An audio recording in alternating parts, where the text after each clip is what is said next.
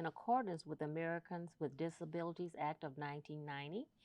If you require a disability-related modification or accommodation to attend or participate in this meeting, including auxiliary aids or services, please call the City Clerk's office at 310-952-1720 at least 48 hours prior to the meeting.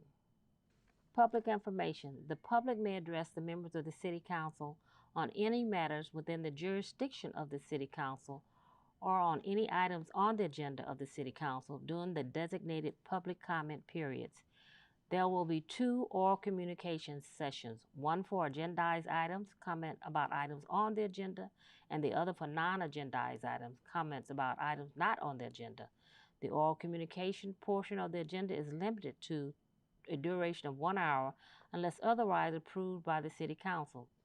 Comment time is normally 3 minutes, depending on the number of speakers. Public viewing available by live stream on the city's website.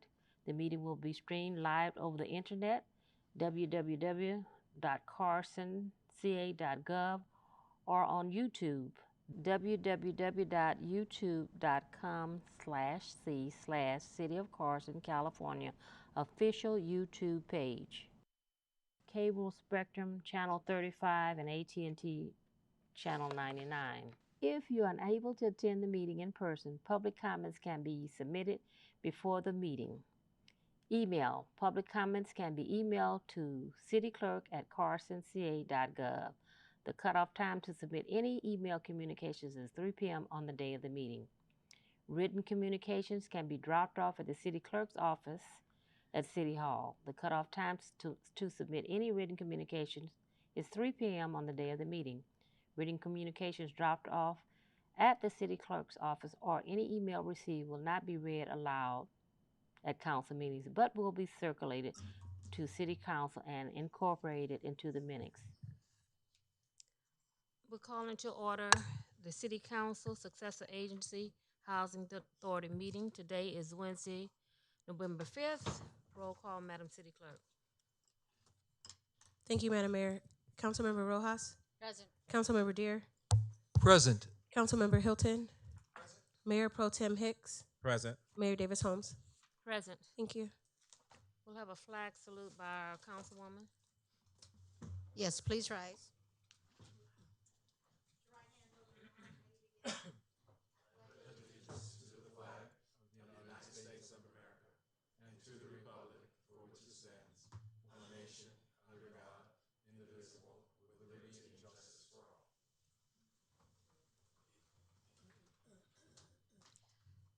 We're going to have our invocation by Dr. Pastor Rashad Hall from Resurrection Church.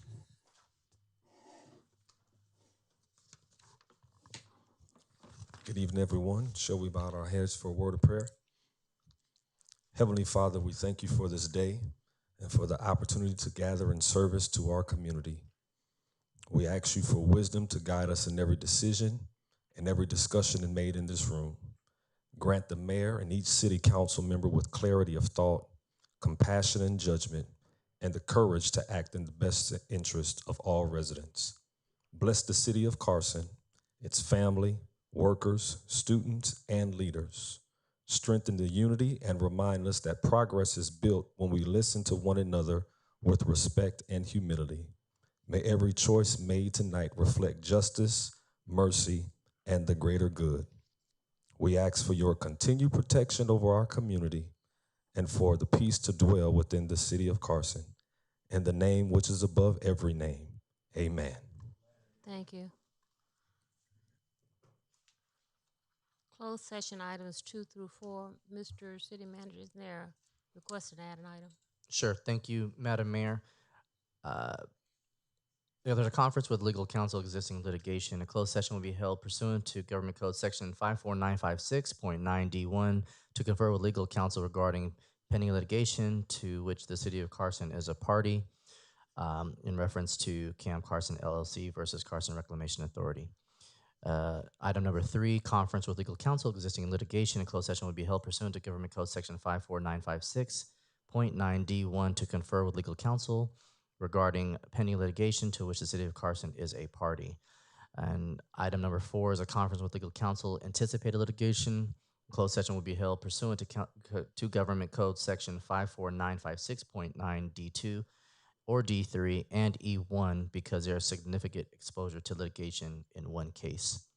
Yes, before we go there, Madam Clerk, was there any comment on closed session items? No, Madam Mayor. Mr. City Manager had requested that a closed session item be added to the agenda to discuss, I think was waste management. Yes, ma'am. Thank you, Madam Mayor. So that particular item, there's going to be an update. We weren't going to bring that to closed session at this time due to um, there's not a timing issue, and so it was advised by the city attorney that it would probably be best to bring it back either through special meeting and or through your next council meeting, so there can be an update provided to you and the council prior to that. I know the ad hoc committee is going to be meeting soon. Is it That's Monday? correct. Councilwoman, are you aware of that? Ad hoc committee, I think she's She is on, yes, Councilwoman's on the ad hoc committee. The ad hoc committee is going to be meeting, but there's going to be an update that the city attorney would like to present some information prior to even the ad hoc committee okay. to you, so that way you're aware. And I'd like the consultant to be at that ad hoc committee meeting, if possible. I'm sorry, Our consultant? the consultant. Yes. Okay. Sure, yes, ma'am. That was the only item that we were going to add? Yes, ma'am. There's another one, but that's going to be also requested to be part of either the next council meeting, or if your pleasure is to call a special, then it would be included at that time. Okay. Okay, we'll recess into closed session. We should be back by 6 o'clock, I do believe, or before. It's a short agenda, so we're going to recess to closed session.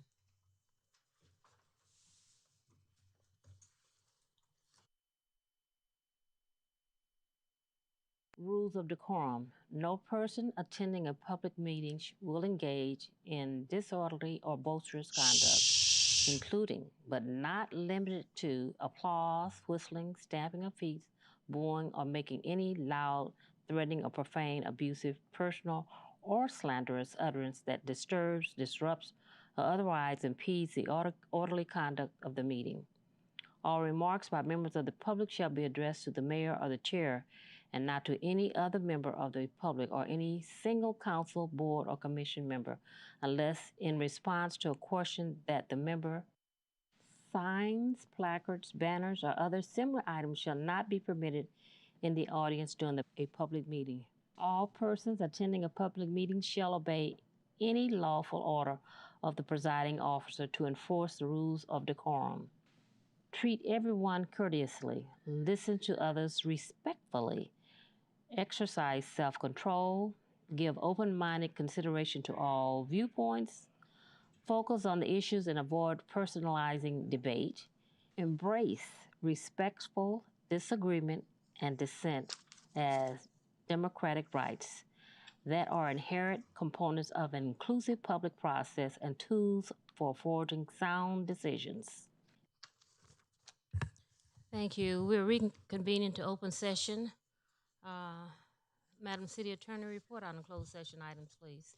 Thank you, Madam Mayor. The council met in closed session pursuant to Government Code Section 54956.9D1 to confer with legal counsel regarding Cam Carson versus Carson Reclamation Authority in City of Carson, case number 20 SDCV 1641461. No reportable action was taken.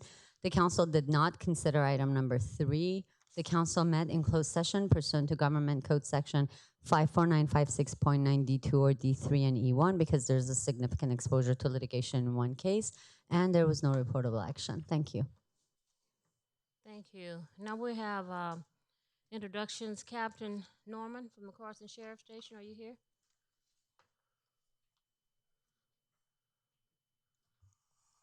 If Captain Norma is here, we'll have her to provide presentation, please. Chief Kane, She's is not he here. here? Chief Kane, is Chief Kane here? Fire Department? LA County? Nope. Neither one of your public safety are here Okay, at this let's go moment. on to presentations. Who's downstairs? He's downstairs on the phone. Kane is? Okay. On presentations, item number 7, they're not attending. We will not present that tonight. Item number 12, we'll present that at a later date. Is anyone here from the Planning Commission? I believe that's the one we're pushing as well, We're Madam pushing Mayor. that one as 12, well? 13, and I believe 15. 13, 14, and 15. 15. 12, 13, and 15. Okay, let's go to the end. Oh, 12, 14, and 15? Okay, 12, 14, and 15. update on Planning 12. Commission is 13. 14, and 15. 12, 13, 14, and 15. Planning Commission, they're not here. That's 13. So item number 12, they Correct. will not It's be the- here tonight. Yes, yes, ma'am. Item number 13 is a Planning Commission. We're going to take that to at a later date. Item 14, Economic Development Commission. We're going to take that to a later date. Am I correct? Item 15, update on Measure C and K from the Budget Oversight Committee. That's going to be pushed to another date. Oh. So, Madam Mayor, correction. So, for Planning Commission, if we have staff here, I believe there's a video that could be played for the Okay. presentation. Is that correct? Thank you. Staff Well, if is they're here, we'll saying present yes. it. Okay, so Video? yeah, there'll be a video presentation. Are the commissioners here? Because I know the night is Wednesday. There's at one church. commissioner. There's a finger pointed at me, but I don't know Stand if up, it's. Commissioner. He's Let in the me see. back. He's behind the pole. There's one. We've got one. I know the entire commission wanted to be here. Okay, Chief Kane. Chief Kane is here. I see Chief Kane. So, yes. Thank you, Chief Kane. Thank you.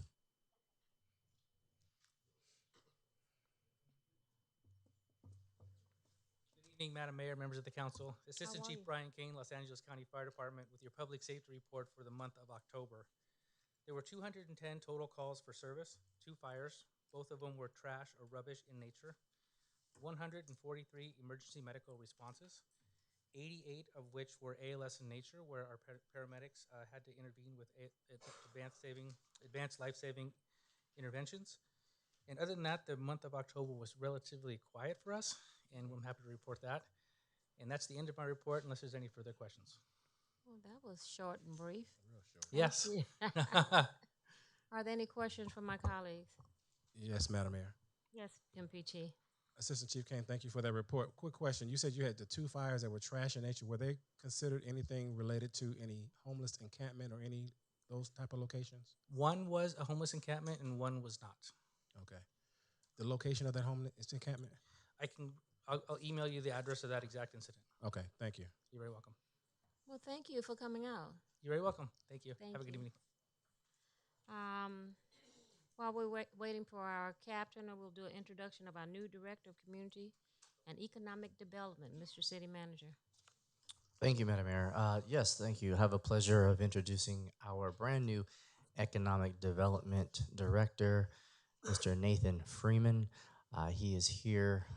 He's on day 7, so this is his first council meeting, and I will provide a brief update as far as his background, but I'm going to give him an opportunity at least just to greet and introduce himself, because he can probably explain who he is better than I can, but I'll give him that opportunity. So, Mr. Freeman, if you'd like to just say a few words to the council. Sure thing. Good evening, Honorable Mayor and distinguished council members. Again, Nathan Freeman, your new Community and Economic Development Director. As our city manager articulated, this is my 7th day here. My 2nd day, we had our planning commission, so we are rolling up our sleeves, getting to work.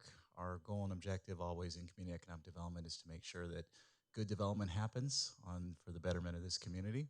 So I look forward to, from my perspective, to be able to work with all of you and your the folks you represent to make sure that the development that comes here is good development that we can all be proud of. So thank you for the opportunity to serve as your Community and Economic Development Director. And thank you, and welcome aboard. He came from what city? City of Hesperia, and I can read his bio if you don't mind, Madam Mayor. gives a little background of Mr. Nathan Freeman. So Mr. Nathan Freeman serves as the newly appointed Community and Economic Development Director, where he will be leading the city's efforts to plan for thoughtful growth, attract quality investment, and enhance the community's overall quality of life. Nathan has more than 20 years of experience in local government, working in several Southern California cities to support local businesses, guide community development projects from concept to completion, and strengthen neighborhoods. Before joining the City of Carson, he served as the Development Services Director for the City of Hesperia, where he helped modernize city planning processes, led major commercial and housing projects, and partnered with the private sector to attract new businesses, which created thousands of jobs for residents through strategic development and investment. He previously served as a Community Housing and Economic Development Director for the City of San Bernardino, where he oversaw a 42% increase in year-over-year permit issuance and a 57% increase in year-over-year permit valuations by implementing new policies and streamlining procedures. Earlier in his career as the Economic Development and Redevelopment Manager for the City of Riverside, he directed over $1 billion with a B in investment in downtown Riverside, transforming it into a vibrant 24/7 district filled with thousands of new multifamily units, restaurants, retail, and entertainment venues, including the award-winning and one of my favorite venues to attend, the Riverside Food Lab Project. Throughout his career, Nathan has dedicated himself to fostering economic development, creating jobs, and transforming communities. And we're just thrilled to have Mr. Freeman as he continues to leave a lasting positive impact for residents and businesses alike. So thank you for your time, Madam Mayor and Council. Thank you very much, and welcome to our wonderful city. And I know you're going to love it as much as I do. Yes. Madam Mayor. Thank you. MPT. Thank you, Madam Mayor. I just want to say welcome to Nathan to the City of Carson. I do have one request to put on this list to start it off. In District 3, we're requesting a supermarket. That is one of the things that the residents are really, really pushing for, and I'm going to keep pushing for it until we get this supermarket on the east side of the city for District 3. Thank you. So welcome, and we'll continue with the agenda. Can we get a? Madam Mayor? Yes. I should have. You didn't. I don't see you I queued didn't- up. Yeah, Tom. I didn't queue up. I should have. May I speak? Yes, please. Okay, I met Mr. Freeman tonight, and I had a brief discussion with him and the city manager, and I, along with my colleagues, we all are looking forward to great work in your department, and our city has such great potential to become a fabulous city in the country for many reasons, and so we have the ingredients, just a matter of baking the cake. Thank you. Because we are the jewel of the South Bay. Yes, Captain Norman.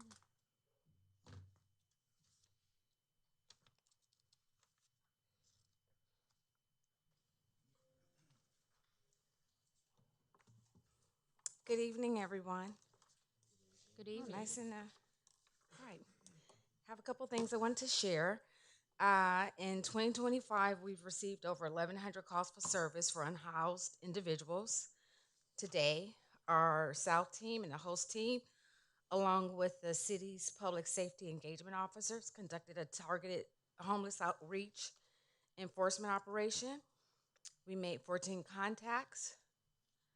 All 14 individuals were offered resources. 4 of the individuals accepted assistance. 2 were arrested. 2 others were cited and released. We also collaborate with Union Pacific, Caltrans, LA Metro, and coordinate a joint operation. We will conduct joint operations in the future. We've also have been working closely with Carson's Director of Public Works, Dr. Arlington Rogers, to identify and implement solutions to mitigate street takeovers. As part of this effort, the Public Works team have begun installing speed bumps at high impact areas, including Gardena and Broadway. We'll continue to monitor these areas to assess the effectiveness of the newly installed speed bumps in conjunction with our ongoing street enforcement operations. On Saturday the 25th, we participated in a National Prescription Drug Take Back Day The Carson Station partnered with the Asian American Drug Abuse Program, Mr. Richard Biss, and 15 pounds of unused and expired drugs were accepted and turned in to a representative from the DEA. And on October 25th, we also participated in the 8th annual Memorial 1K Walk for Families Against Wrong-Way Drivers at Victoria Park. This event brings awareness to and honor to LASD custody assistant Anthony Thompson, who was killed in a DUI wrong-way traffic collision, and just want to make sure that we honor that. On the 25th, myself and Madam Mayor Lula Davis Holmes attended a Colony Cove resident meeting that was hosted at Colony Cove. On the 26th, the South Team conducted a control purchase cannabis smoke shop purchase. An individual at the location sold cannabis gummies and a vape to a juvenile, and this person was arrested and charged with selling cannabis to a minor. On the 29th, we also joined Councilmember Bogotia Rojas and Councilmember Jim Deere at St. Philomena for Red Ribbon Week, in which they were honored for their first place reward for the poster that conveyed the life as a puzzle, solve it for drug free. I also attended the town hall meeting with Councilmember Jim Deere on October 29th. And of course, there was a wonderful Halloween carnival that happened on the 31st. Couple safety alerts that I wanted to bring to your attention for the upcoming holiday is to stay alert while you're shopping. Make sure you put those wonderful gifts inside of your trunk and hide them out of sight. Protect your home and traveling. Drive safely, responsible, stay alert. Be careful with the distracted driving. Packages and porch safety, track the deliveries and make sure that you're taking packages off of the front area to alleviate any kind of theft. And look out for one another. Check on your neighbors, especially the elderlies that are at home. Part 1 crimes in the city of Carson is actually trending down, continuing to trend down. We're at about 9% below the average. Do you have any questions? Thank you. Thank you, Captain. Any questions from my colleagues? Madam Mayor? I didn't see you queue up, Councilman. Not a question so much as a thank you for attending both St. Philomena Church Red Ribbon Week. They were really happy that you were there, having the captain of the sheriff's station on their school campus. They remarked to me afterwards, and we're happy you're here. Thank you. And giving a great report as usual. So, Glad to be here. And thank you for coming to the town hall meeting. It was very successful. Thank you. Thank you. Dr. Hilton. Thank you, Madam Mayor. Captain, as a result of that sting, the cannabis, will that place be shut down or no? No. Will that information be shared with the city to see if a license was issued, that the city may be able to revoke those licenses for if it's a smoke shop? Right. We can actually, speak offline about that. Okay. But as far as shut down, that's kind of outside of our purview. We did conduct the arrest. We know that it did happen, but we would have to deal with individual at individual instead of the entire business. Okay. Thank you. Councilwoman.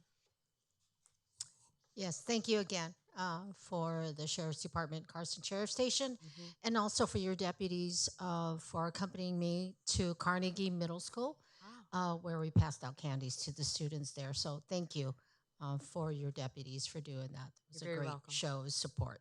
Yes, ma'am. So thank you so much. Thank you. Thank you, Captain. Okay. Have a good evening. Thank you.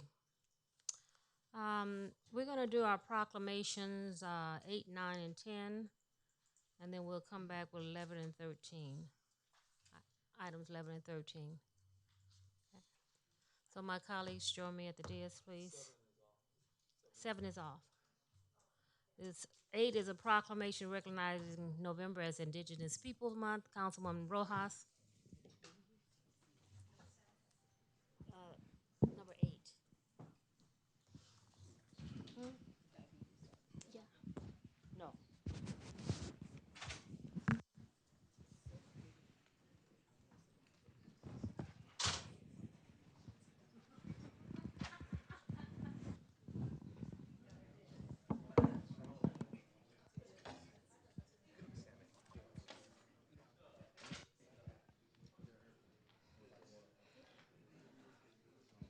Councilwoman Rojas.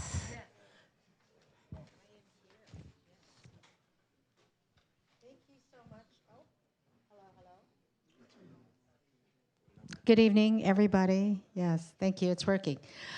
So let's honor Lisa Ellis. Come on down. Yes, Indigenous Peoples Day. Thank you so much with your beautiful hair. Yes, thank you so much. I'm going to hand this to you, then I'm going to read it off right here. So, right here. So we are celebrating Indigenous Peoples Month. Whereas the history, culture, and contributions of Indigenous peoples are integral to the fabric of our nation. Whereas November serves as a time to honor the rich heritage of Indigenous communities, recognizing their resilience, traditions, and ongoing contributions to society. Whereas we acknowledge the injustices faced by Indigenous people throughout history and commit to fostering understanding, respect, and reconciliation. Whereas Indigenous peoples possess unique languages, arts, spiritual practices that enrich our collective human experience. Whereas it is essential to promote awareness of Indigenous rights, histories, and cultures among all members of our communities. We encourage schools, organizations, and individuals to host events, educational programs, and activities that honor Indigenous voices and promote cultural understanding. Now, therefore, the mayor and the city council of the city of Carson do declare November as Indigenous Peoples Month, urging all citizens to celebrate, learn, and engage with the diverse cultures and histories of Indigenous communities as we reaffirm our commitment to recognizing and uplifting Indigenous peoples throughout this month and beyond. So today, this 5th day of November 2025, and thank you so much, and signed by the mayor and the city council. And I'm going to read your bio because it's important that we celebrate you. So Lisa Ellis proudly serves as the Department of Children and Family Services Adoption Division here in the city of Carson, where she's been since 2020, marking over 30 years. I think this is 2002, I think is what we need. No, 2020, okay. Marking over 30 years of dedicated service with the department overall. An urban native Indian of Chickasaw, did I say that right? Chickasaw and Shawnee descent, Lisa's roots trace back to Oklahoma, where her parents were born before moving to California in 1956 under the Indian Relocation Act, a federal program that encourages Native Americans to leave their reservations and relocate to urban areas in hopes of creating new opportunities. While intended to promote economic stability, it also led many Native families to face the challenges of maintaining their cultural identity far from home.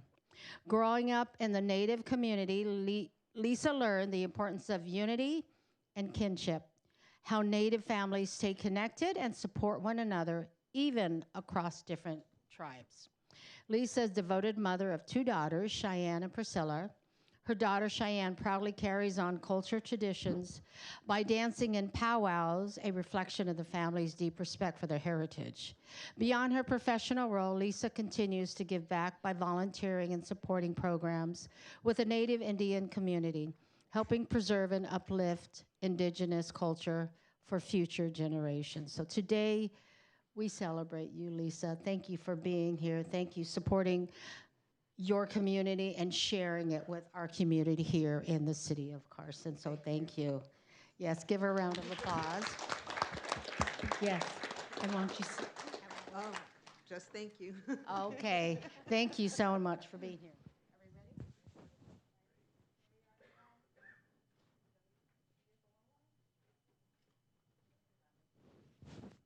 Thank you very much. Next, we will have a proclamation recognize November as National Prematurity Awareness Month. MPG Hicks. Thank you, Madam Mayor. This is very dear to my heart because my youngest daughter was born at Torrance Memorial Hospital 24 years ago at 2 pounds, 2 ounces. She actually fit within my hand. I have a photograph of her actually fitting inside of my hand when she was born. And not knowing how she was going to develop, how she was going to move forward in her life, I'm here to say she holds a bachelor's degree from Cal State Dominguez Hills, 4.0 grade point average. And she went back to school to become a surgical dental assistant. So she went back to school for that. So again, what Torrance Memorial has done as far as the prenatal care facility and the neo-NIC unit has been outstanding for the service that's being provided. So with having Natalie here along with Elizabeth, both, I'm glad for you guys to be here. Natalie is the clinical director of maternal child health services at Torrance Memorial Medical Center. She has been a part of this incredible organization for over 25 years, starting her journey in the labor and delivery. This hospital holds a special place in her heart, not only professionally, but professionally. All 4 of her children were born here, and her youngest spent time in the NIC unit, which gave her the even deeper appreciation for the care that they provide. She has one of her daughters that works in the NIC unit as an RN, and one that's an L&D, the labor and delivery nurse, that works outside of Torrance Memorial Hospital. That's Natalie. Elizabeth Lawrenson have been an employee for Torrance Memorial Hospital in the maternal child services for 46 plus years. She is currently the day, 42? I was 2. You was 2. Oh, you was 2 when you started, okay. She is currently the day nurse manager for the NIC unit pediatrics. Best specialties have always been the NIC unit and was a clinical lead there before becoming manager in 2008. She is extremely proud of the unit and all the staff here who work tirelessly, expertly caring for the most vulnerable, the tiny patients. And I just want to say, she does have a quote, "There is nothing more rewarding than reuniting a family after days and weeks in a NIC and watching their growth and progress. It is with great honor that she represents the Torrance Memorial NIC unit and its progressive recognition." Thank you.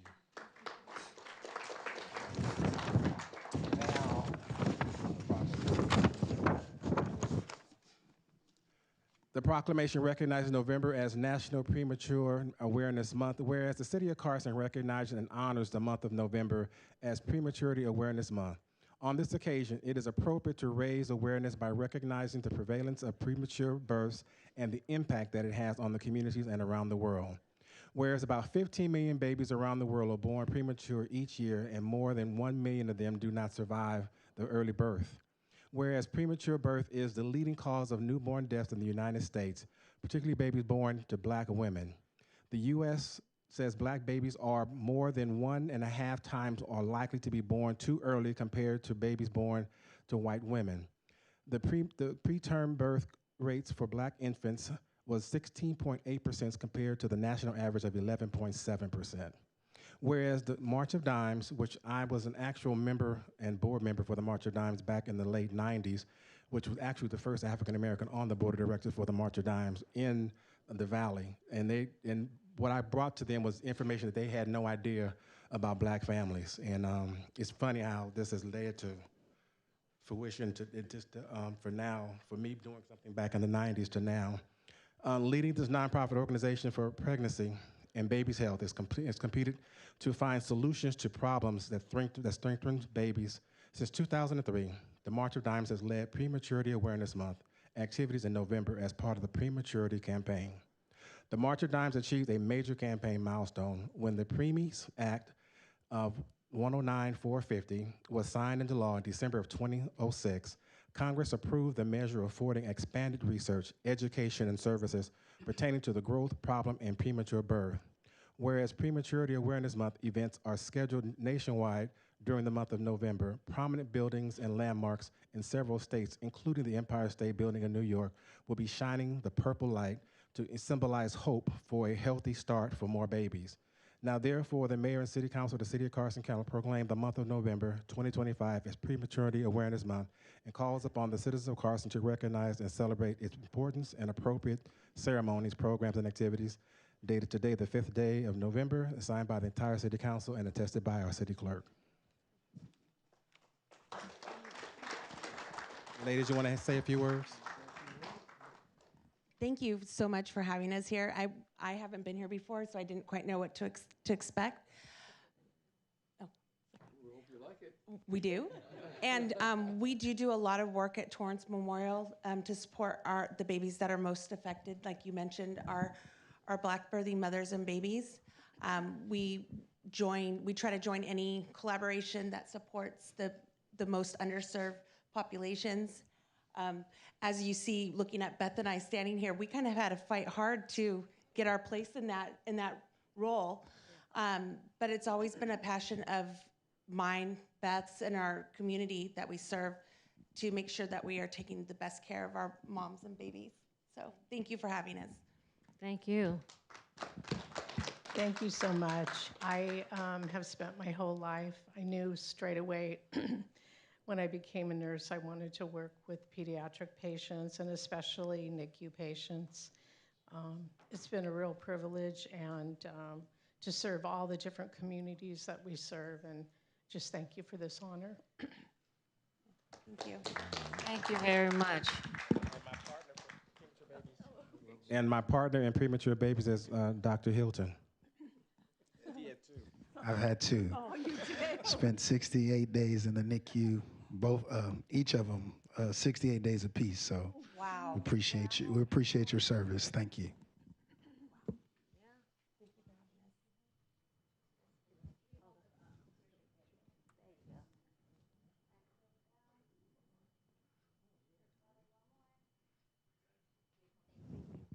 Thank you, thank you.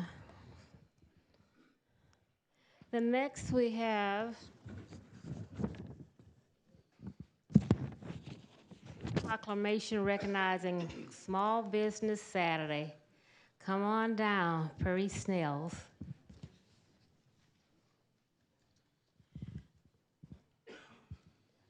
Both of you. Your favorite place? It's Paricio. How are you? Good to see you guys again. Yes.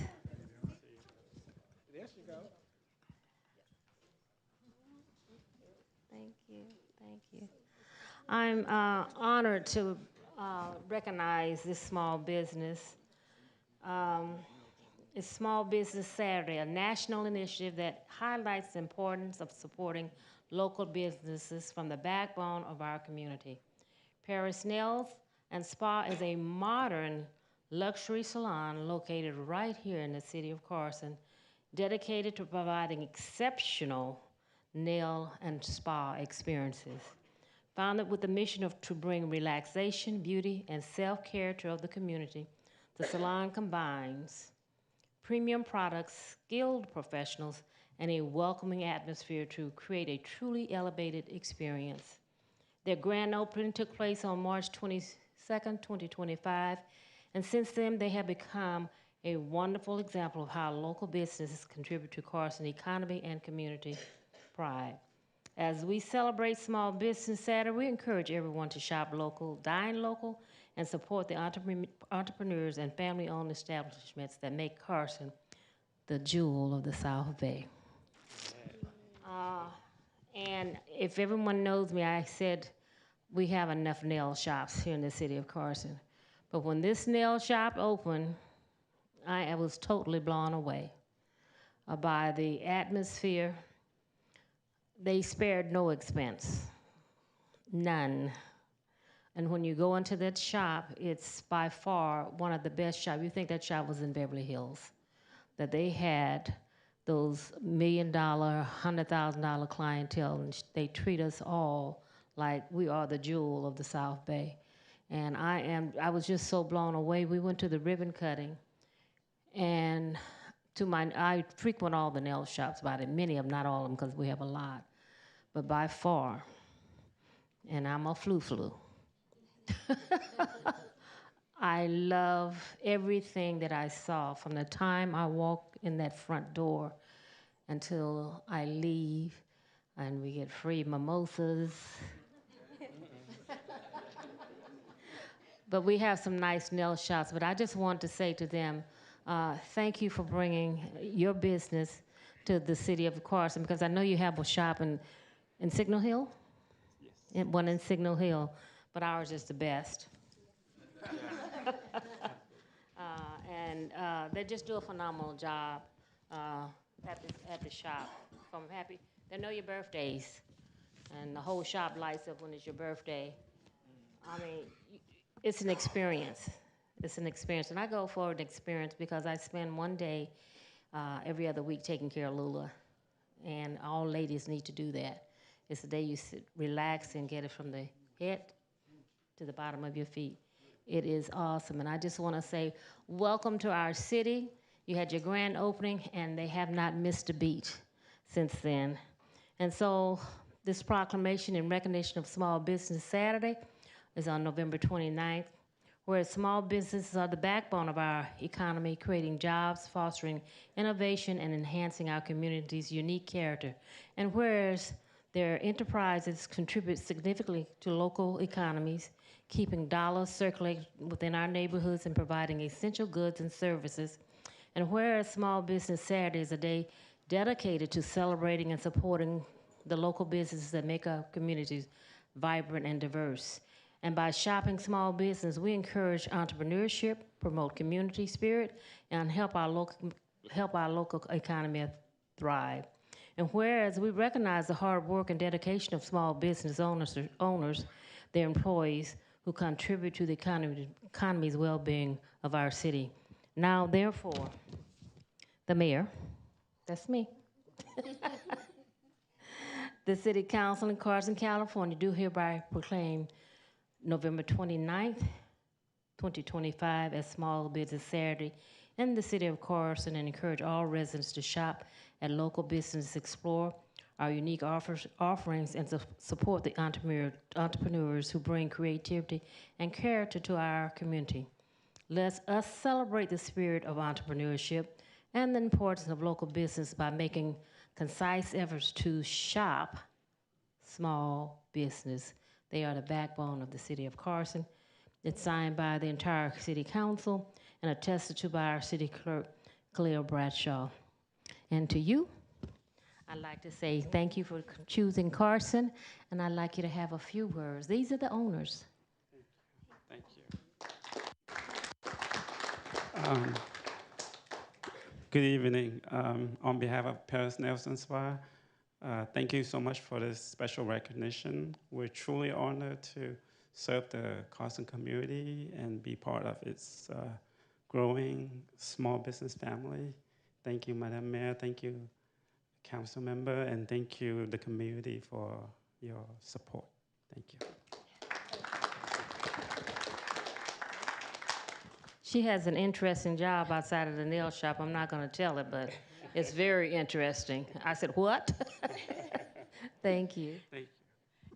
I don't know what to say, but thank you so, so much. Especially thank you so much, Mayor Lula, and thank you so much for all of the council. So thank you for supporting us. We really appreciate that. You didn't tell them your name. I'm sorry. You didn't tell them your name. Oh, my name is Tim. Thank you. Angelina. Angelina, that's not what I call you.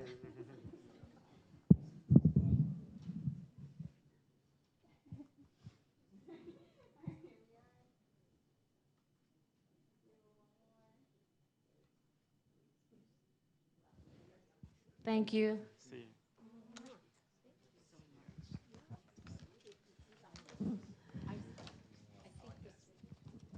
I'll be in Friday. Congratulations. Thank you. We're good for, next we're gonna have an update. Are you ready for the Planning Commission? Yes, Madam Mayor, if you all are ready, we'll go ahead and move forward with the Planning Commission video. I believe Planning Commission staff is going to come up. I know Isaac from Alshire and Winder is also here. So Isaac Young and the rest of the planning crew, as they make their way, we will, we see the chairperson. chair of the Planning Commission. And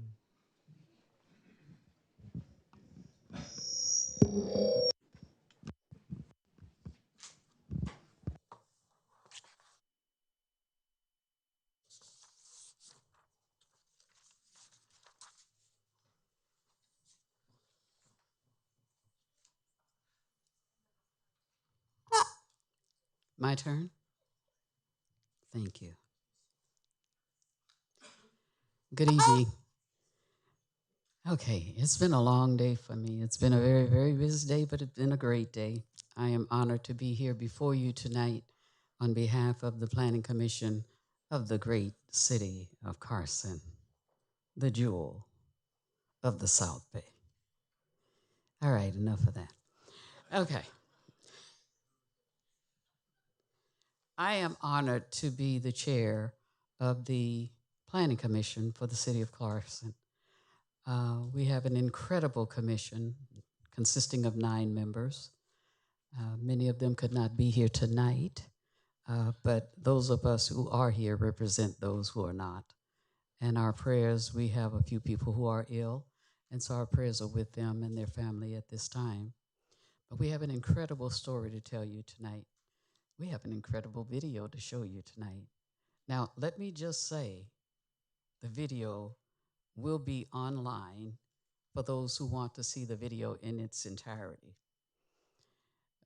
What you will see tonight is a truncated version of that in the interest of saving time. But I'd like for the members of the planning staff, Planning Commission staff, if you're in here, would you please stand?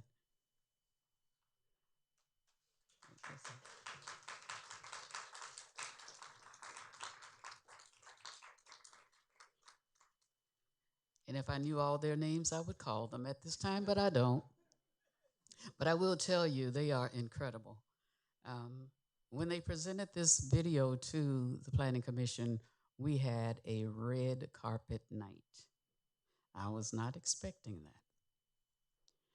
But it was awesome. We had popcorn, we had a red carpet, we took pictures, we had props, the whole bit. And we have a video because Dave Roberts decided to give us a budget. And Robert Lennox approved it also. Well, he said it, and then Dave approved it. However that story goes, we had a budget. So we have a video. Now, it does not compare with the state of the city, but it is cute as all get out. So we're going to let you enjoy the video, and then I will give you some stats as a result of that video. And then I want to have join me. Some of our other commissioners came in. I do want to introduce you to Fred Doctosso, who is a planning commissioner. You don't want to get up or what? Okay. Then we have Mr. Johnson, who's always also with us. And then we have Dequita Mfume, who's with us. And so the stats that I will share with you, I will share later, but I also cannot help but say we had, the city had some reorganization during this past 12 months. And we now have, as a result of our city manager and assistant city manager, a new director for the Planning Commission, and it is none other than Mr. Nathan Freeman. Wave your hand. It's an incredible staff, and I want to thank this staff and the council for allowing me to be a part of this group. And so you will now get to see a video. That video is ready. We're ready to share it.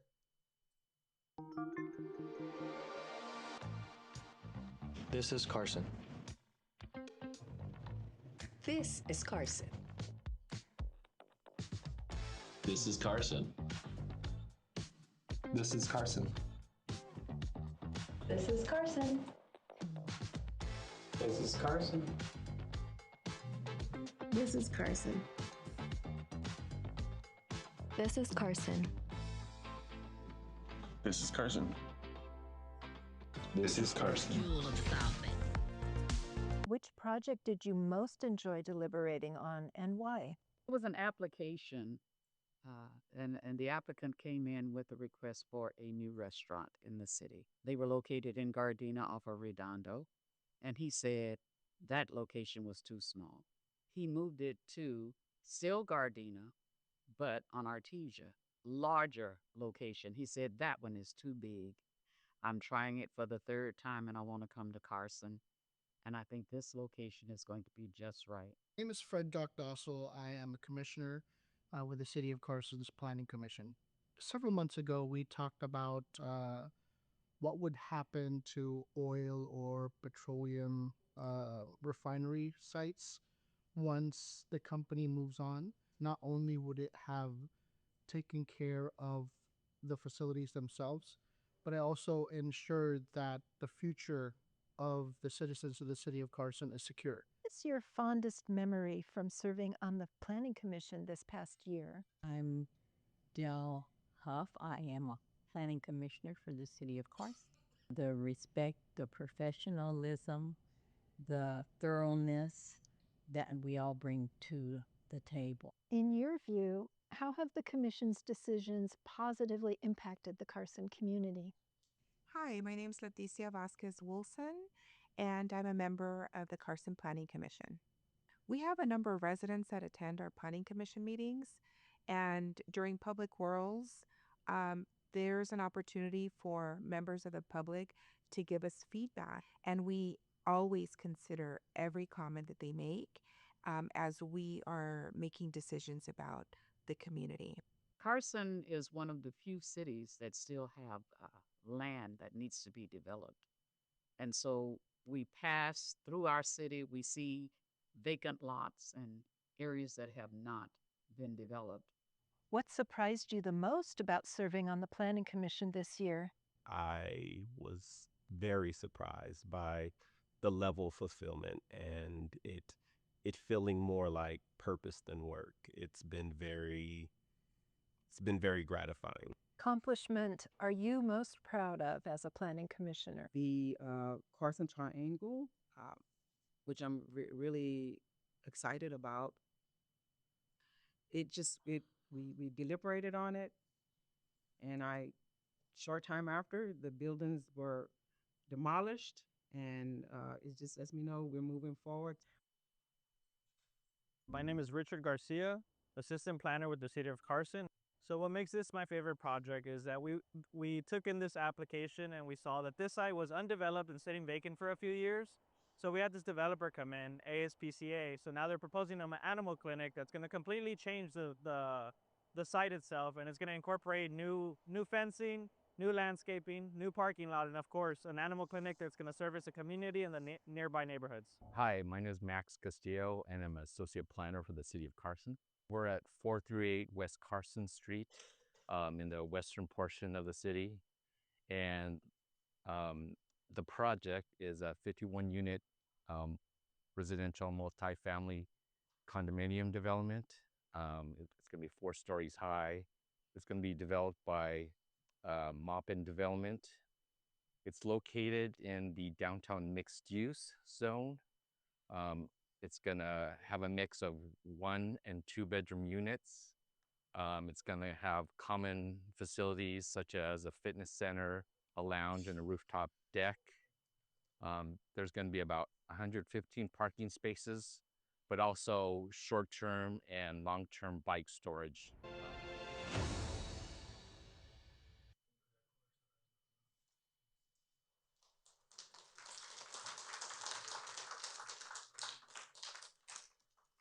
We want to thank Maisha for trimming it down, but you have to see the full version because there's this little car that is rolling right through Carson from one street to the next, showing all of these projects and almost like a cartoon, but it is just excellent. So take time to go online and watch that.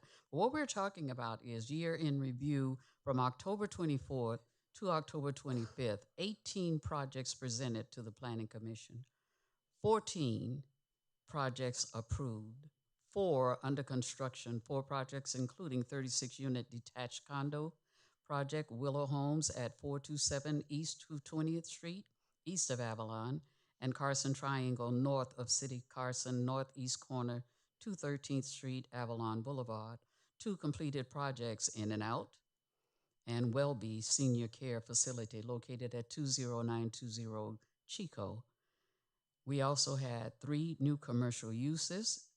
We have 380 new residential units during that period, over 1 million square feet of new industrial space. All of this took place as the Planning Commission was going through a transition. We said goodbye to Chris Palmer, who moved over to Economic Developer, who had been an excellent planning manager. We congratulated McKenna, who moved up from senior planner to manager of the Planning Commission. So a lot of changes took place. A lot of people went through some personal issues, loss of family members, and all of that. And yet we had a stellar year. I want to commend the City of Carson, the council, the staff, the Planning Commission staff, and all that they do in order to keep this city going in the positive direction. And as we work diligently to realize the vision of our own mayor, Mayor Lula Davis Holmes, I am complete.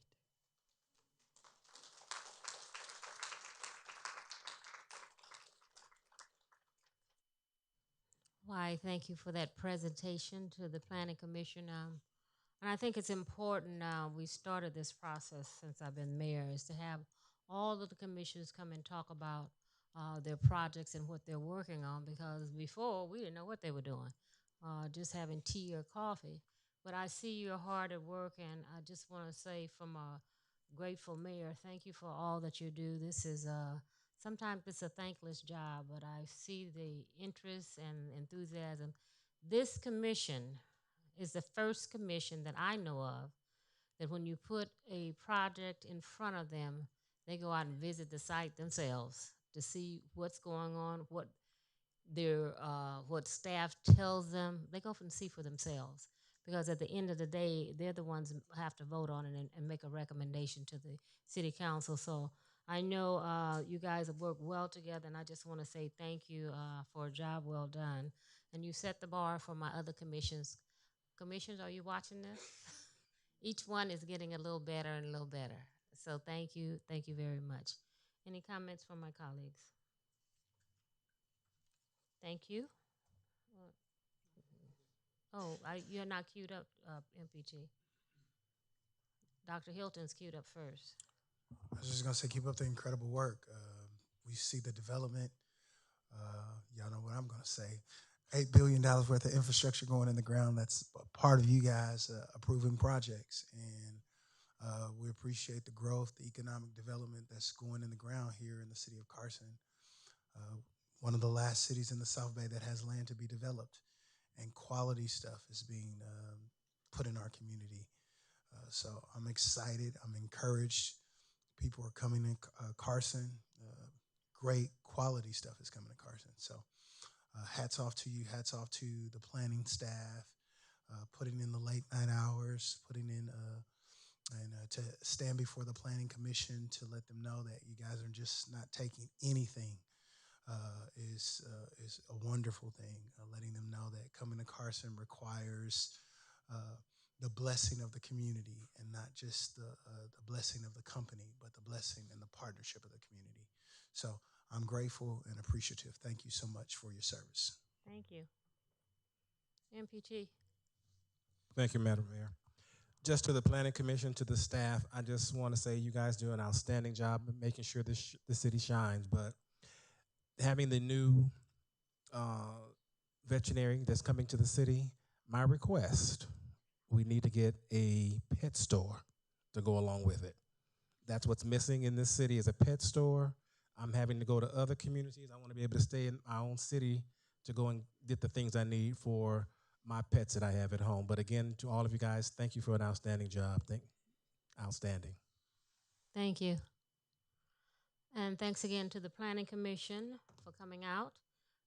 If there are no other comments, I will go to an update on the city's commercial facade improvement program.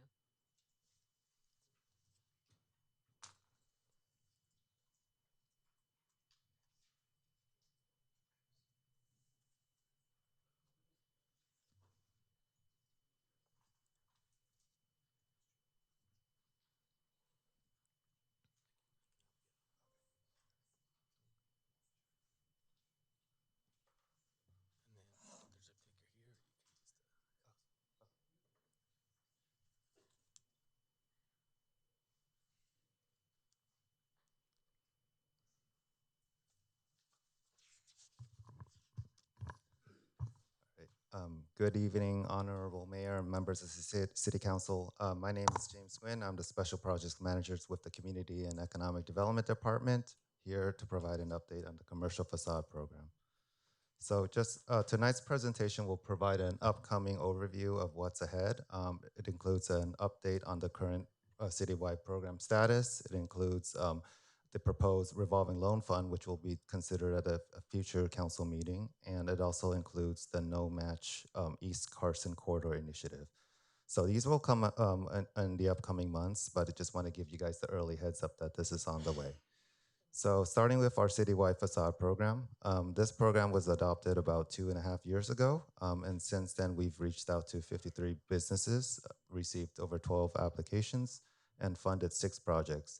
Of the 6 projects we funded, we've put in $1 million, and we've leveraged approximately $1 million from the dollar-to-dollar match. We have over $1 million in potential funding requests under evaluation, which we will consider at a future council meeting. So those 6 make up the round 1 applications. The next batch I would call is the round 2 applications. I anticipate them to come to council around February of next year. They will include projects such as this one. This is called the Carson Plaza. There's more than one Carson Plaza in Carson, but this one is located east of the Doubletree, a couple of blocks. Is where the Rosario's Italian restaurant is located. This other project here is located 1 block south of City Hall. It's at the corner of 219th Street and Avalon. It's right across the street from McDonald's. And for this one, we've prepared a rendering to see what it could look like under the facade program after its improvements. So this is what it can look like. That's one example of what the facade program can do in our city. But there's also sites that are much larger. Our current facade program limits to $25,000 per business or $250,000 for multi-center. So we want to kind of up that to fund larger projects, and we want to create a revolving loan fund program for facade. And so this would entail us loaning out money to property owners, they investing in their facade, making the improvements, and eventually they will pay us back, and those funds can then be recycled for future facade programs. So this is one site that we're considering for the revolving loan fund. It's the Walmart site. It's at a pretty prominent location between the mall and the Dignity Health Stadium. This is what it can look like with the inception of commercial facade, with a revolving loan fund. So you can see the transformation is quite significant. This is another view of it from the Shakey's, and this is the view of what it can look like after that. So our revolving loan fund would also apply to this site, which is right in front of the Dignity Health Sports Park. That's a very high-profile site. This is what it looks like today, and this is what it can look like with the addition of revolving loan fund. So some things to consider. We will have to consider if we want to have some type of forgivable loan provision for the revolving loan fund that would attract more people to the program, but at the same time that would lessen the amount of funds available for future applicants. The alternative is to provide some type of low interest loan options. So that would have the opposite effect. There's also a hybrid loan option to consider. So many options to think about as we go on. So the next section is the East Carson Corridor section. This is where we are proposing that the city provide 100% of funding since many of the business here lack the capacity for a match. So this area covers 2 blocks from Harbor View to Santa Fe on the east side of town. A lot of the business here, you can see all different colors, pink, blue, yellow. You want to get them all more on the cohesive side and kind of, still celebrate their individuality. So the below, you see one example of the existing conditions, and the top, you see what can be changed after the facade improvement. This is another example along the corridor. The bottom is the existing, the top is what it can look like afterwards. And so between these 2 blocks, there are about 12 properties and 20 businesses. So a lot of property owners to work with, and so that it is a lot of work. This is another example. The white shows is the existing, and the crimson red at the top, it shows what it can look like afterwards. And so we've been working with these property owners for the past 2 years. And so this is the design concept that is actually going out, has been sent out to bid as of last 2 weeks ago. And we expect the bid results to come back. And with that, we will have a budget request for this type of work. So to recap, we have a couple of things going on. We have the pink showing the potential revolving loan sites. We have the red showing the East Carson corridor, the 100% city-funded project. The yellow showing the upcoming facade projects of part of the round 2. And the blue shows the projects that we are funded already and are under planning review or soon to be under construction. So just some next steps, milestones are posted on the screen for your visual of when to expect things. Most of these things will come back right at the start of the new year. And with this, we will request a lot of funds to make this happen.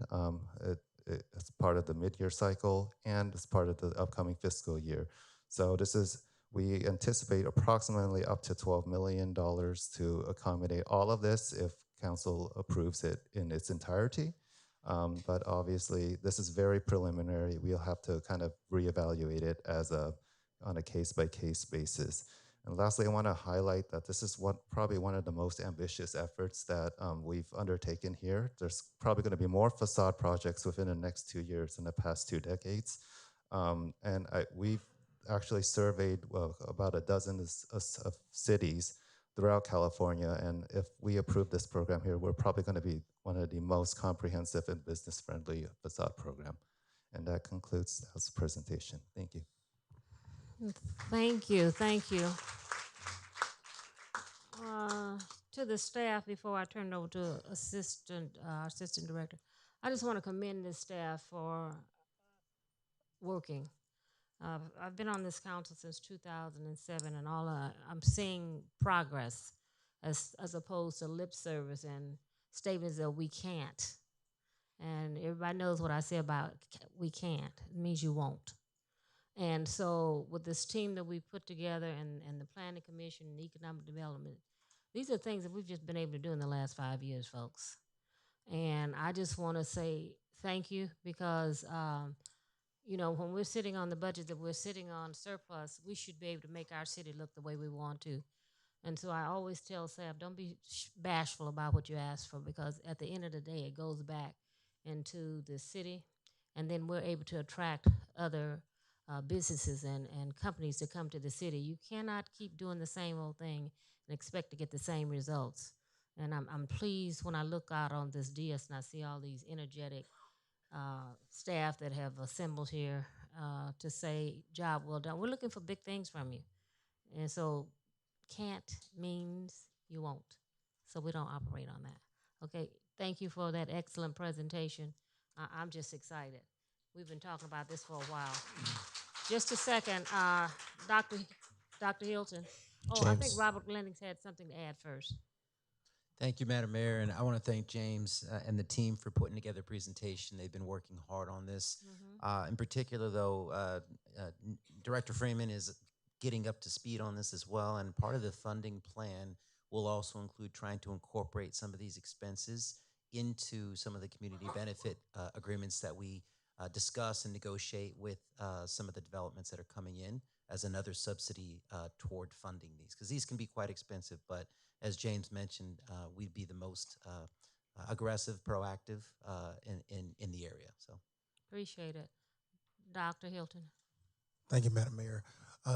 Great presentation. I wanted to try to fit in, as we're doing these facade improvement plans, to think about the businesses that are currently there. As we're seeing this facade improvement on University and Avalon, while the city has not fully come to the table with the owner of this business, there are a lot of tenants that are there at the present moment who's saying that their businesses are struggling during this time of renovation. To see if there's something that can be done in these loan programs to help the current tenants that are there while the renovations. These facades are important to our community just as they're important to a thriving business. But as they're building out, these businesses are going through a downturn during the construction time. So if there's something that can be built in to see if there's something that we can do to help those businesses that are there currently, because they are experiencing a downturn. We're getting a lot of, I'm getting a lot of calls because in District 1, as the Sprouts is coming, while we're excited about that, some of the tenants there are not so excited because they're saying that their businesses is down. So as we're incorporating these facade programs, let's think about the tenants that are currently there to see if there's something that we can do as we partner with the owner. Let's see if we can partner with the tenants as well. Thank you. Thank you. MPT. Thank you, Madam Mayor. To James, I just want to say to the staff, thank you for this facade improvement. It's on. Okay. Testing 1, 2. Hello, hello, hello. Hello. That's on. It's on. The green light is on. The other one, testing 1, 2, 1, 2, 1, 2. Hello, hello. Back again. Just to James, I want to say thank you for the presentation, the facade improvement program. I mean, when this was brought up before, we were talking about, I think, 500,000 at one point. I said, let's make it $1 million, and everyone on the day said, yes, let's make it $1 million. I'm really concerned. This should have been on the agenda tonight. I mean, based upon your request and based upon what you presented this evening, it is truly needed in this community. I think if we have been doing it in the past, and it's been stated before, we're putting lipstick on a pig and don't do nothing but it looks like a pig all the time. We're transforming, we're doing facelifts, we're actually making the city look like it's supposed to look, because the city is 55 years old. Many of the things or the shopping centers that were here was before the city was incorporated, and they've never had any facelift, but they've had some paint, and I've said it before, lipstick on a pig. But now that we have a comprehensive facade improvement program that gives details of how they're going to be constructed and put into place, it is very, very, very needed.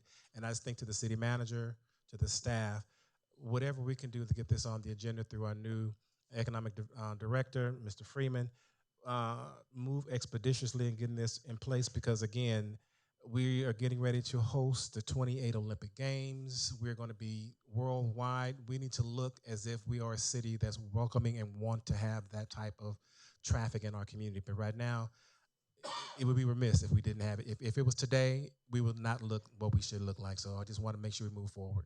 Thank you. Thank you. And I know there are some other renderings out there because some of them just look like a paint job. I know they tease me about that lipstick too much. So thank you. Councilman Deere. James, thank you for that presentation. I really like the way you presented it. It's very clear and informative to the public. But I do get businesses asking me, since the facade program has been around maybe 20 years or so, it's been a great program for the city of Carson. It's improved a lot of the appearance of the city over the years.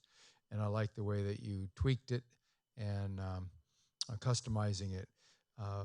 So the question is, businesses, if they want to get involved in this program, what is their first step? Do they fill out an application? Do they contact you? What would they do? What would be your advice to a business that was interested in being involved in the facade program? Yeah, so they would just simply fill out an application or even call us and we can talk them through it.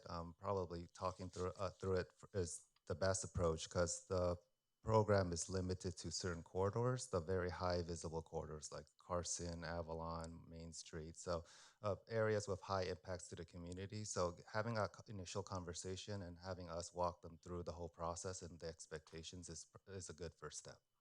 Okay, I'll be referring some businesses on those streets to you. Sounds good. Thank you. All right, great. Thank you. Great job. Thank you so much. Mr. Lawson, I know you're here on item number 28. So all communications from matters listed on the agenda. Do you have something to say? No? Madam Mayor, we did get a comment card from Tommy Fave for item 28. Okay. All communications for matters listed on the agenda. Item 28. Tommy.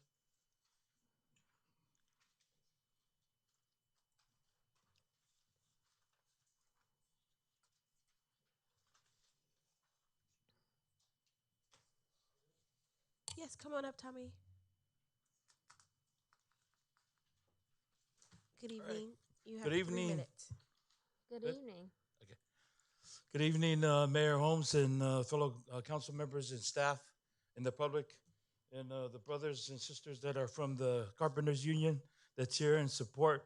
I'm here to talk on consent item number 28. I'd like to give like a little background about the project labor agreement because I've been around since its inception. And this was when Richard Slauson was the LEOC, Building Trades President. And I think a couple of council members that's here that was on city council at the time, Mayor Holmes and Councilman Jim Deere. But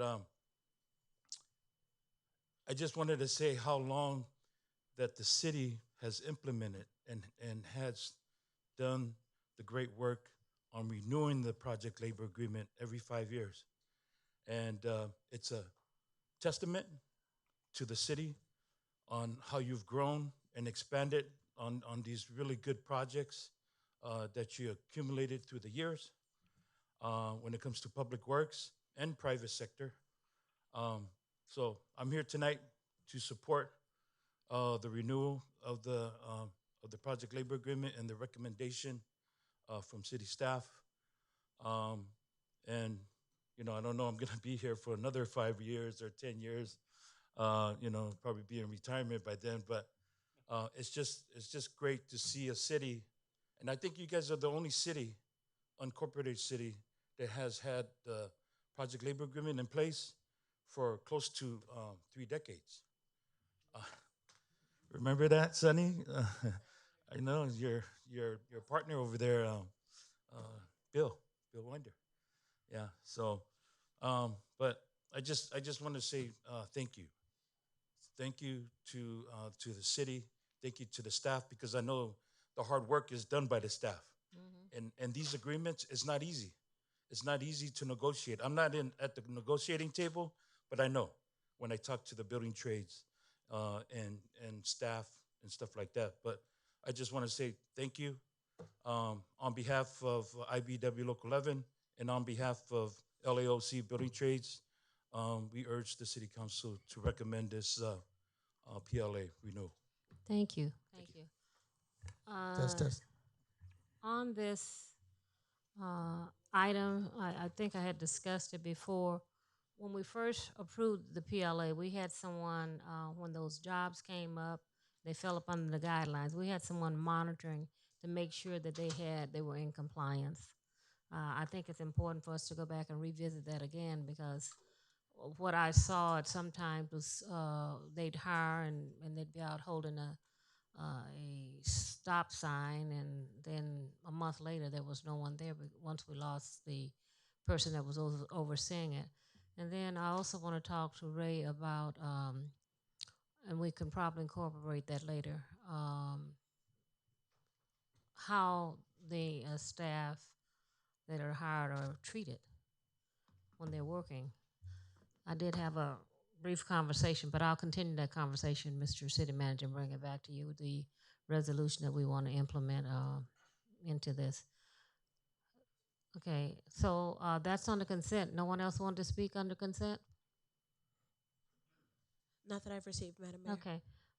Well, we'll go to approval of the minutes items. Motion to approve. Second. Been moved and properly second. Any conversation?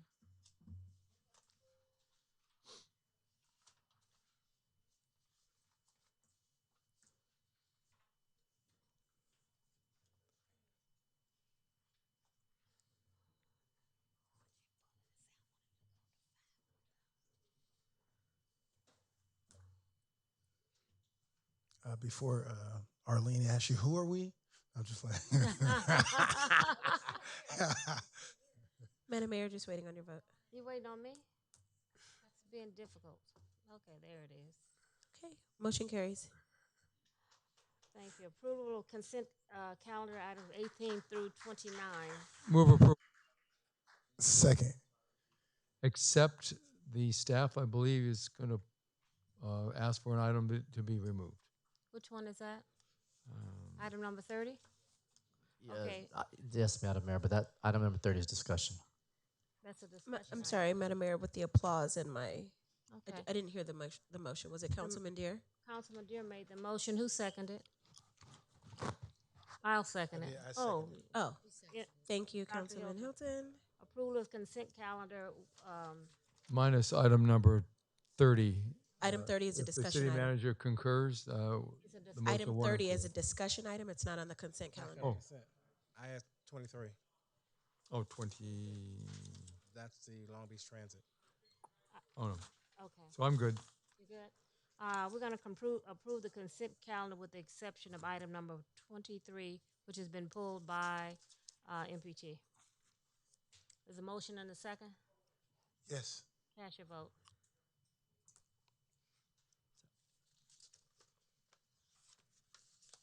The motion carries. The minutes will reflect that Councilwoman Rojas was absent for the vote. Okay. Item number 23, MPT. Thank you, Madam Mayor. Just to the staff, I need to get updated in regards to the percentage of riders for these routes. It was not in the report. Thank you, Mayor Pro Tem.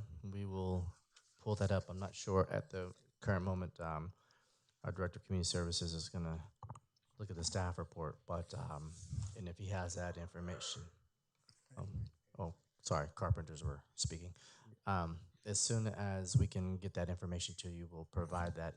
I'm not sure. I didn't see that in the report either. However, we may have that information readily available to you, so we'll be able to get that to you before night's end, and if not, then we'll make sure we get it to you by week's end. I just wanted to get the information because we went with Long Beach and we didn't do it in-house with our own transportation department. How effective is this that we're utilizing Long Beach Transit for the same services and the ridership in our community? How is it being, I guess, welcomed by our residents in the city because they were used to having our own? So I didn't get any of that in the reports to know how we are, like just giving them another extension.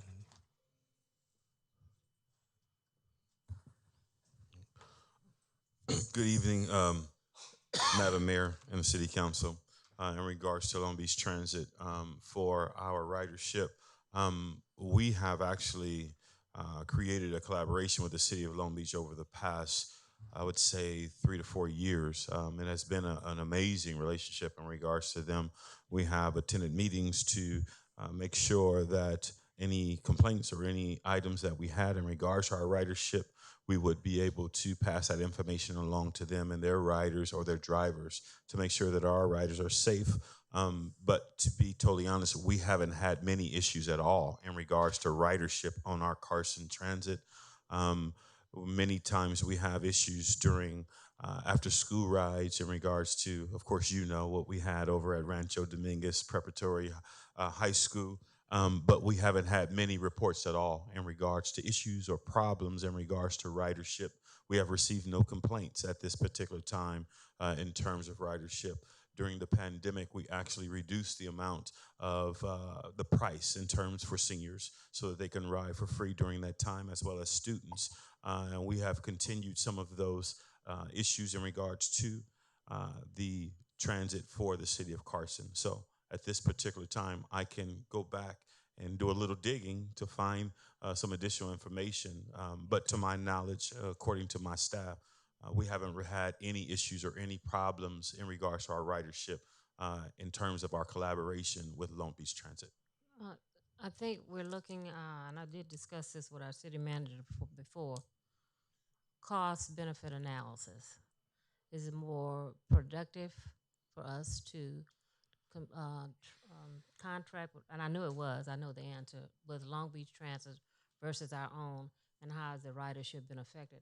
And I think that's what you're looking for. A cost benefit analysis, you know, what it is, have our ridership decreased, increased? What is the cost? What would it cost the city? And that's not something you're gonna do over weeks. I No, it's gonna understand take that. you a while. That is true. We'll Take provide you a a while. full report to the council in regards to a cost benefit analysis in regards to our ridership. That's no problem. And then the last part of that, because those routes are for Carson residents to identify, to know that that is a Carson route bus, there's supposed to have been a logo that was affixed to those buses. And I don't know if they have the new. I don't think they have the new one. Not at this time. Assistant City Manager Lennox has a statement on that one. Yes, Mayor Pro Tem, thank you. Just I wanted to reference also a report I think was provided to council about 1 year ago, just reflecting on the first portion of the agreement with Long Beach Transit. Ridership had actually increased about threefold over the previous fixed route provider. So that is up and continues to stay up. But as Director Whitaker mentioned, we'll provide a full report that covers the last year of operation. This is the final amendment in their existing contract that extends it by 1 year. So the price in this proposal does not increase. It would be up for negotiation on the following year. Just to clarify, this amendment does not increase the cost for this 1 year period. It would be something negotiated for the following. So it's even more important that we have a cost analysis report to find out exactly what it's costing us. And there was an analysis done to that point that Dr. Lennox mentions. There was a report that provided some of the differences previously to show that it would be, at that time anyways, more costly for the city to run services versus contracting out. That doesn't mean that could change, and so we'll make sure we look at that and monitor it. But to Dr. Lennox's point too, the ridership has gone up, and then we did actually work with Long Beach Transit in the cost initially at the last amendment to ensure that our costs didn't go up very high, because we actually got an estimate of what they thought it was going to be, and it was something double, I think, or triple. And we initially went and told them, Mr. McDonald actually said that this can't be right. So he went back and they came back with the numbers. They said, oh yeah, we miscalculated. So, and it was back to what we thought it should have been, which was pretty much status quo. So, but we will get that information for you, Mayor.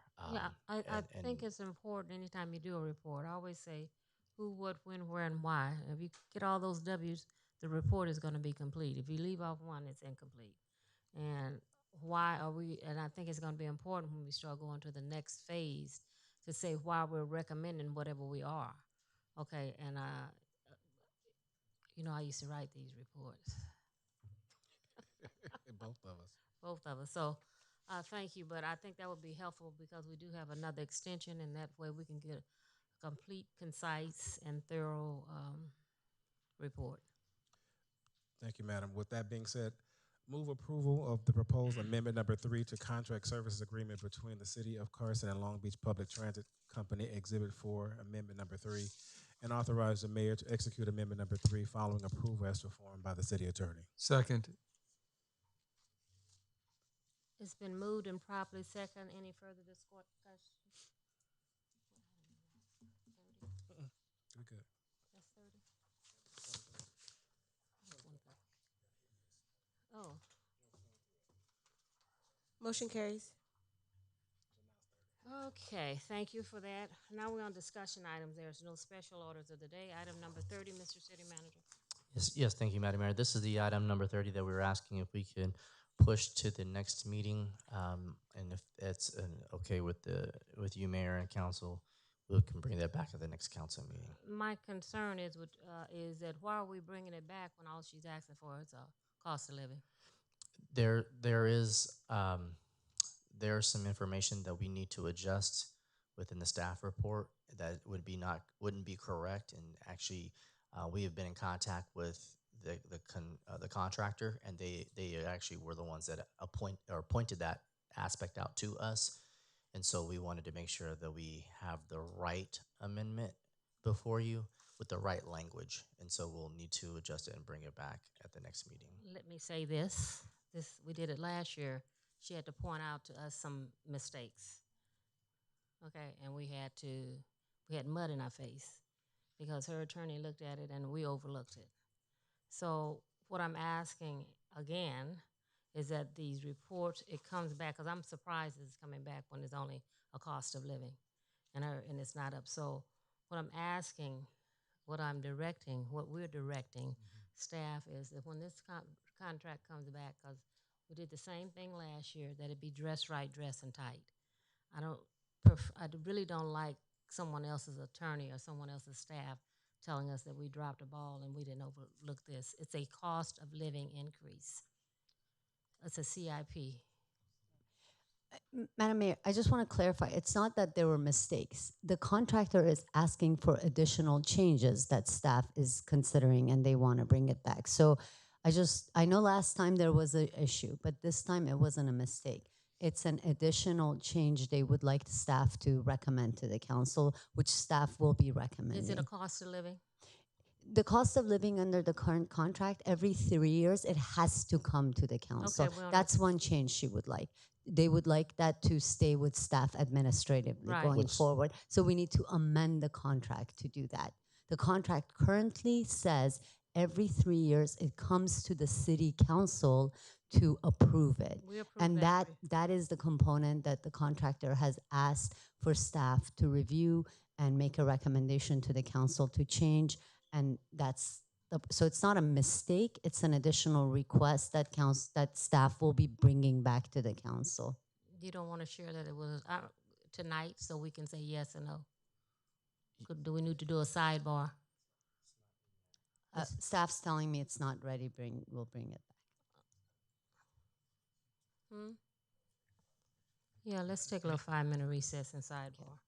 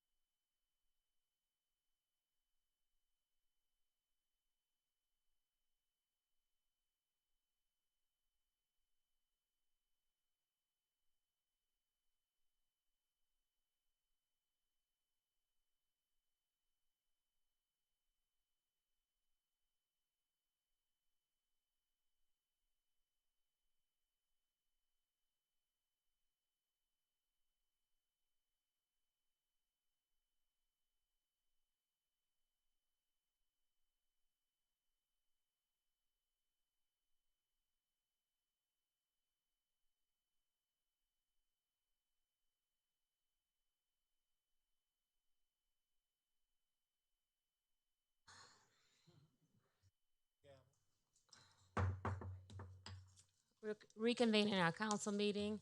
The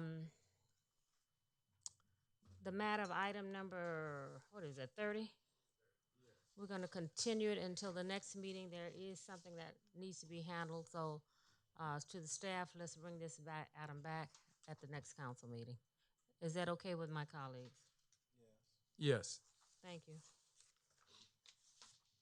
And Madam Mayor, if I may, I want to tell the staff that I agree with the mayor that, you know, the changes that the staff says need to be or requested, that is what should be on the agenda, because this is not necessarily right. So it'll be tight. thank you. Or I'll be sitting in somebody's seat. That's item number 30. Item number 31. Mr. City Manager. Yes, thank you, Madam Mayor. Item number 31 is to consider taking an action pursuant to Election Code Section 9215 for Fireworks Initiative Ordinance for the City Council, following the City Clerk elections officials' certification that the initiative petition has secured the required number of valid signatures, and action must now be taken as mandated by state law. Under Elections Code 9215, the mayor and council have a mandatory duty to select one of the following three options that are listed, which is one is to adopt the ordinance. The mayor and council may adopt the initiative ordinance without alternation at tonight's regular scheduled meeting at which the certificate was presented or within 10 days thereafter. Second option is to order an election. The mayor and council may order the initiative ordinance to be submitted to the voters at a regular election on June 2nd, 2026, or at a special election. And then final third option is to order a report. The mayor and council may, as a preliminary step, order a report on the effects/impacts of the initiative measure pursuant to Elections Code Section 9212. This report, which can cover the measure's fiscal impact, effect on the general plan, and impact on housing or infrastructure, among other things, provides an opportunity for due diligence. This item is before the council to decide which action to take from among the options that we just stated. Madam Mayor. Thank you. Up to speak. Dr. Hilton. First of all, I want to commend the residents for voicing their concerns, for saying put it on the ballot. I had stressed to, if you want it, put it on the ballot. They did do that. Here's my concern to get it on the ballot. What will be the financial implications of that? How many signatures? I have a few questions. How many signatures qualify for that? Would June be a special election? Should it go in June or should it go in November? If it goes in June and it passes, will it be certified in time for July for people to do safe and sane fireworks? I think the people overwhelmingly spoke that they knew the difference between safe and sane. I was here this 4th of July, and it was still the same. So the people were still doing the illegals. So I have those are my questions. Will it be on the June ballot? How much would the cost be if it's on the June ballot, or should it be on the November ballot? Or Madam Mayor? Yes. Permission to speak Yes. and respond to Dr. Hilton. So good evening, Madam Mayor, council members. I will try to answer all of those questions, maybe not in the order that they were presented, but there were a total of 9,495 signatures signed by or submitted to the office of the city clerk. The city clerk's office collaborated with Los Angeles County Registrar Recording Office, where they reviewed all 9,495 signatures. The total number of signatures that were required, which is a 10% of the registered voter count for the city of Carson registered voters, is 6,405. I do want to note that that number is always changing because people register to vote on a daily basis. So that number is based on the number that was submitted to the Secretary of State at the last request from the Secretary of State to submit registered voter, which was in February of this year. So that number was 6,405, which means that was the number of registered signatures they would have needed, 6,405. 9,495 were submitted, and 7,200 were considered sufficient through their report. And that's in the staff report as well, the certificate of sufficiency. 7,000 what? 7,200 We're good. were good. So the number of signatures that were not sufficient, just so you know, was 2,295. But 7,200 of the 9,495 were good. So that is what considered sufficient by Los Angeles County. The next regularly scheduled election that the city of Carson is already scheduled with the city, with the county, is November 2026. I did speak with LA County, and we could participate in the June election. However, because there are no seats, no council seats, not my seat, not the treasurer's seat, or anything like that, it could be considered a special election because it's not what we regularly participate in. Our assistant city attorney did include that the next regularly scheduled election that's already going to be widely consolidated is in June. The next one after that would be November. November 2026? Correct. Versus June 2026. Okay. Dr. Hilton, I think you had a question about costs. Because I remember the last special election we did cost us a lot of money. It did. The last special election that we did in 2021 did cost the city a substantial amount. And that was an odd year. Yes, it was $2.1 million. Yes, the 2021 special election, which we are still paying for. Just I know.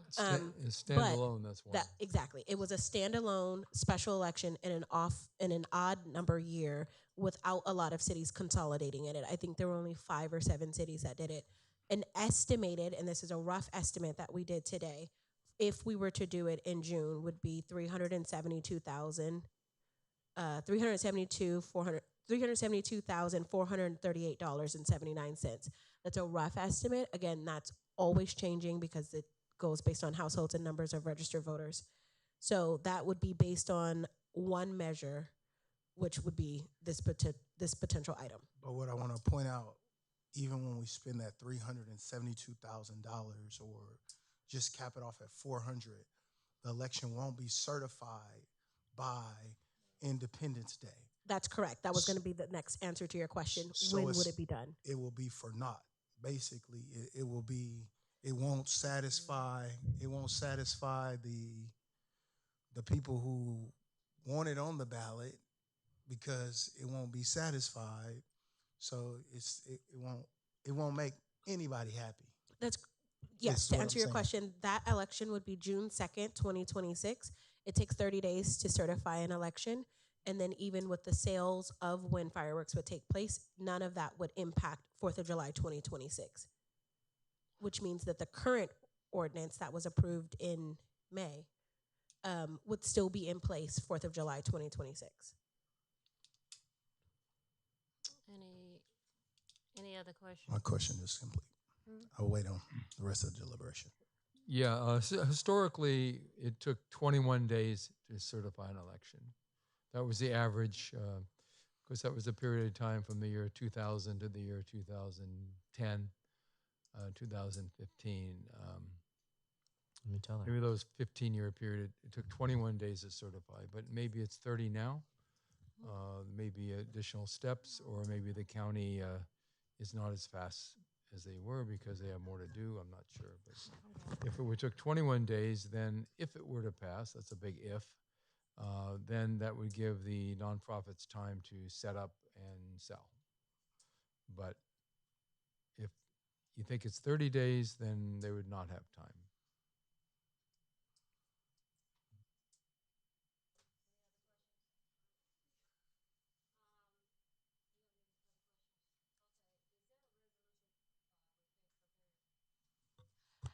Yes, Madam Mayor. I would like to introduce Jessica Santiago of my office. Jessica, do you want to come up and talk about the resolution to call the election? I think the mayor and council are skipping right over to understanding how you call the election. Good evening, Mayor and distinguished City Council members. The City Council has 3 action items, and the one related to the election, we have prepared 3 resolutions should the City Council decide to submit this to a general election on June 2nd, 2026. The first resolution calls for a general election on the initiative ordinance and requests that the county consolidate the election with the statewide general election. This resolution also includes the ballot question, and that will be presented to the voters. The second resolution concerns the written arguments, both in favor and against, about the initiative measure, as well as directing the city attorney to prepare an impartial analysis of the initiative measure. The state law allows for the person who prepared the initiative to submit an argument in favor of the ordinance, and it also allows the city council to submit an argument against the ordinance. The third resolution, which is optional should the city council decide to make a motion to approve it, provides for the filing of rebuttal arguments. And these will be drafted by the opposing authors of the arguments. Those are the 3 resolutions we have prepared for tonight.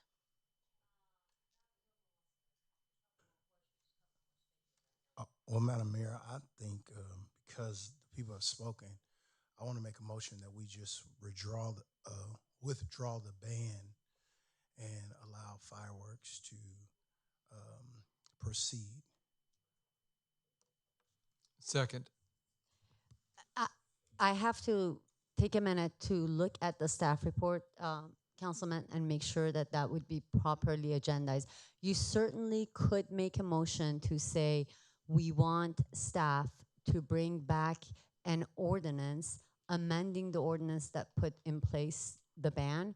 You can't withdraw or amend an ordinance by minute order. It has to be by ordinance. So if the council were to go that direction, that's fine. You can say we don't want to send it to a election and we want to withdraw the ban. You absolutely can do that, but you have to direct staff to bring back an ordinance to undo that ordinance. So I guess I'd like to amend my motion and have the staff direct the staff to bring back an ordinance. Jim, could you amend that? I will concur with that. Yes. There's a Just a motion. Yes. Point of clarification. Yes. Never mind, Madam Mayor. Never mind, Madam Mayor. Oh, where are we? On this. Are we under discussion? There's a motion by Councilman Hilton, seconded by Councilman Deere, that directs staff not to do anything and to basically bring back an ordinance that would undo the ordinance that banned the fireworks. So you would go back to the way it used to be. I have a substitute motion. And then substitute motion that we go with item number 2 to have a resolution that you have in place and that we take it to the voters. What do you want me to say? And you're talking about a general election. The 3 resolutions cited by Jessica that would call a general election. In 2026, November election. June 2nd, 2026. June, and I said November. June 2nd. That's a general election too. I know, I want November. And unfortunately, due to state law, it's required to be at the next general election. And because of the timing right now, the next one is June. We wouldn't be able to push it to the November one. But Mayor, even if it goes to June, as Dr. Bradshaw explained, it There's won't not be enough certified time. for another 30 days. Well, that's my motion, and that's a substitute motion.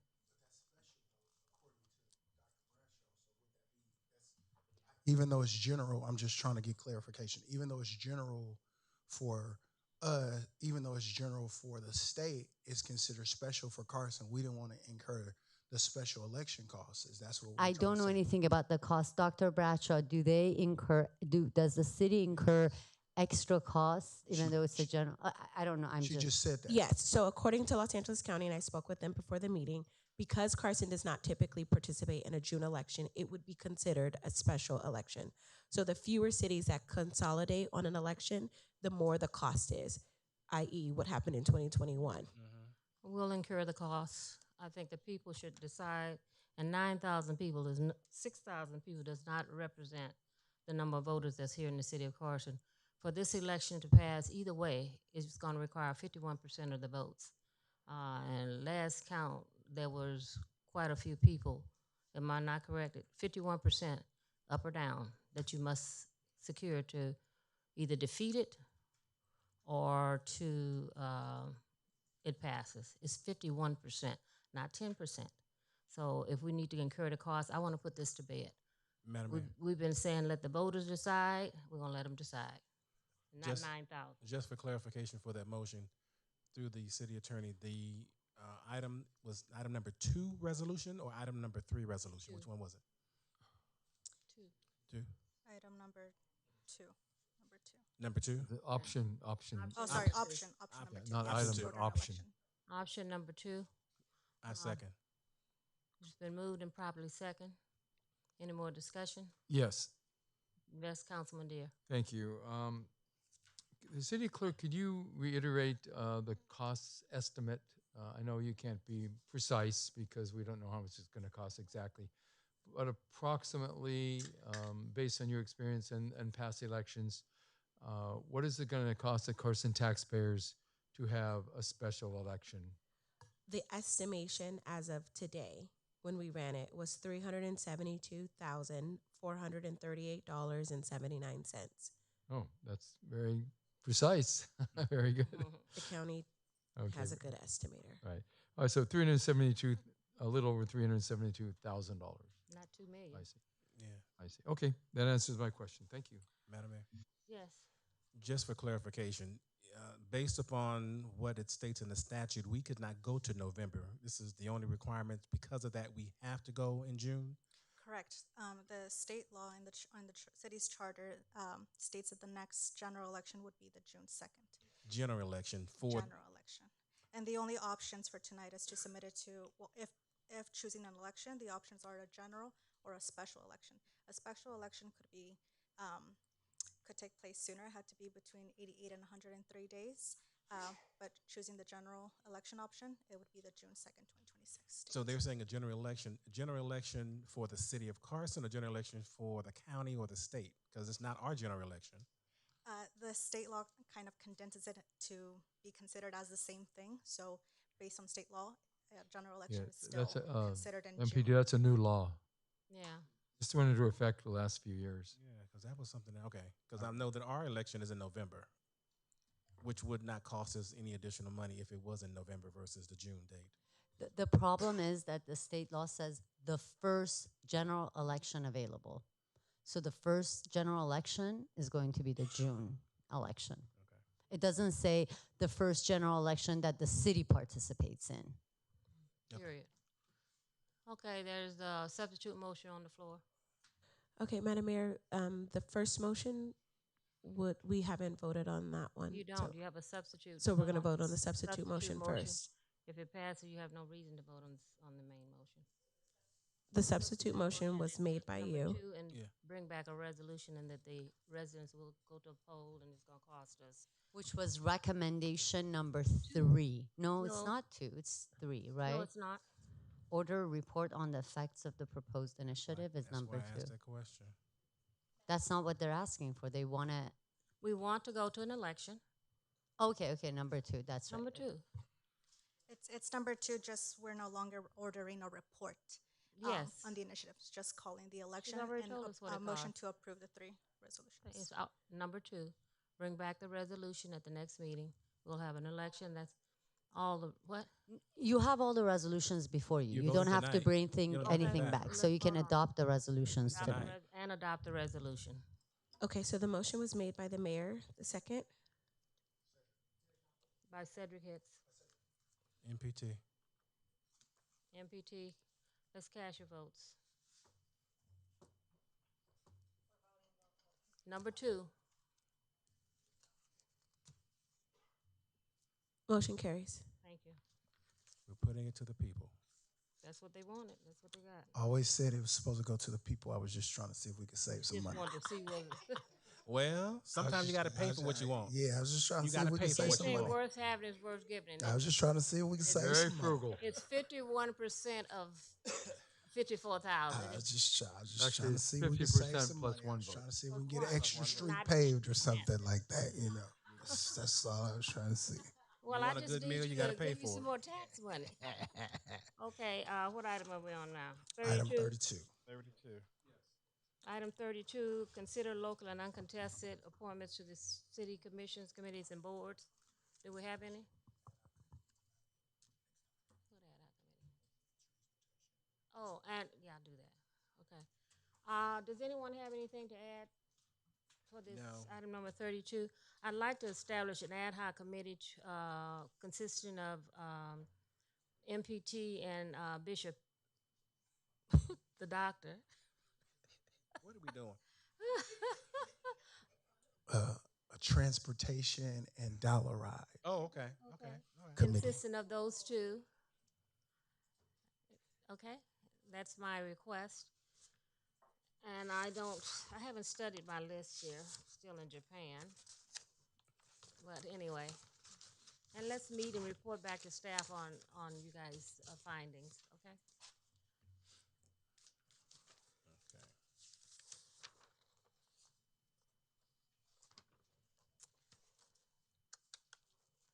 Okay. So, Madam Mayor, are you going to Madam just Mayor? bring this item back next time? Which one? 32. The commissioners committee? Yeah. You have anyone to add? No, but Yeah, it'll be on the agenda. there was a correction in the, but I think city clerk's office already took care of it. And, I do want to, while we're on this Mine are item. complete. Okay. While I'm on this item, the ad hoc committee for the disabilities, there are two people on that I appointed to that commission, and the commissioners. The ad hoc committee has the authority to call anybody they want to meet and help them reach their goals and objectives. Then you report back to the Human Relations Commissions on what you discussed. Adding 4, I have 2 on that commission. It's extended from 7 to 9. Well, whatever, it's extended by 2. So when you have your meetings, you call in whoever you want to. It's just that you have 2 ad hoc committee members that's going to be working on behalf of the Disabilities Commission. There's an ordinance already approved for that, but I think staff needs to go and explain at the next meeting how this whole entire process is going to happen. Ad hoc means you meet. We have anniversary ad hoc committees. There's 20, 30 people on each subcommittee ad hoc helping us to plan whatever component that they're assigned to. That's what I envision happening to the Human Relations and Disabilities ad hoc. It's not you need bodies, you need volunteers to come and discuss what you're talking about, what your plan of action is, and you come back to the HRC Commission and report your findings, and you move on. So it's not about adding commissions and bodies. It's about getting the work done, and most of the time you use it with volunteers. We do the anniversary ball like that all the time. This ad hoc committee can bring in anybody they want to discuss transportation. That's the role of an ad hoc committee. Okay? So I'll Madam bring Mayor? this. I beg your pardon? Just for a point of clarification regarding the CCB staff report item. Stephanie Finley and Audra Thompson have both taken their oaths. It's no longer pending. I believe that's what Councilman Deere was going to reference. It's not a mistake. That's correct. After the council agenda is already published and someone decides to come in and take their oath, we're not going to republish the staff report just because someone came in and take their oath. So those 2 people are updated, and it'll reflect on the next staff report for the next meeting. Thank you, thank you, thank you. Yes, it will be back. Next on the agenda is, Oh, Madam Mayor, Yes. I'm queued up. I didn't see you. Okay. Oh, Councilman MPT is queued up first. We're on where? Item 32. No, I'm past that one. I'm past on that. Commissions, council. committees, boards.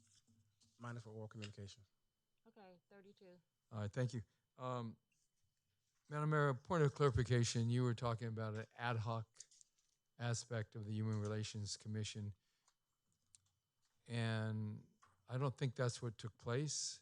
Right. You're saying that the two appointees that you put on recently with disabilities experience as the two disability focused members, they're not ad hoc members. No, they're regular members, but they can form an ad hoc inside of the Human Relations Commission to discuss disability related issues. Okay, that makes more sense. Okay. Thank you. Next. All communications for matters not listed on the agenda. Thank you, Madam Mayor. I have 3 comment cards, beginning with Larry Thomas.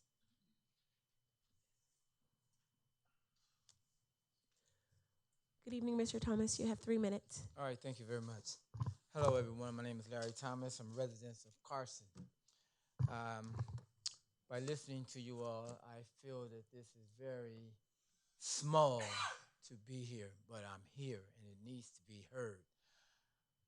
It's a pool. It's above ground pool. It's about 5 feet deep, maybe 15 feet long. It's black green. I've come to the city on several occasions. This has been going on for a year now. I've come to the city. I've made my report to the code enforcement. They come down. They come next door. They hang something on the door. Nothing happened. I've called the city. I've come down here to the city. I've called Public Works. I've called Vector Control. I've called the Health Department. I've called the owners of the place. I've called the property manager. I've tried to talk to the people that lived there. She cussed me out. He tells me to suck his tweeter. The health department tells me to call Vector Control. Vector Control tells me to call the city. The city tells, and I'm still going around. 3 police cars come knock on my door today. At least a few months ago, one come knocks on my door at 10 o'clock at night. The city comes out to my house, and and the only reason they come out is because somebody called on the sign that I put in my front yard to show the community what's next door to my house. They come out to my yard. I'm on a corner lot. My hedge is over on the grass, on the sidewalk, about a half inch. He makes me cut that, tell me that I'm out of ordinance of cold ordinance. That was on a Saturday. I told him to come back on Sunday. He came back that Sunday while I was out there cutting it, and I told him that the pool is still green. The pool is still green right today. I've been going through this 2 summers in a row, been eaten up by mosquitoes. I done bought every plant y'all done asked me to buy. I done bought mint, spearmint, the other ones, torches, the foggers, the candles. I done called the pest control people out there, and I'm still with a green, nasty pool next door to my house. What else do you all want me to do? What else do you want me to do? Who else do I need to call? Where do I need to go? Just tell me.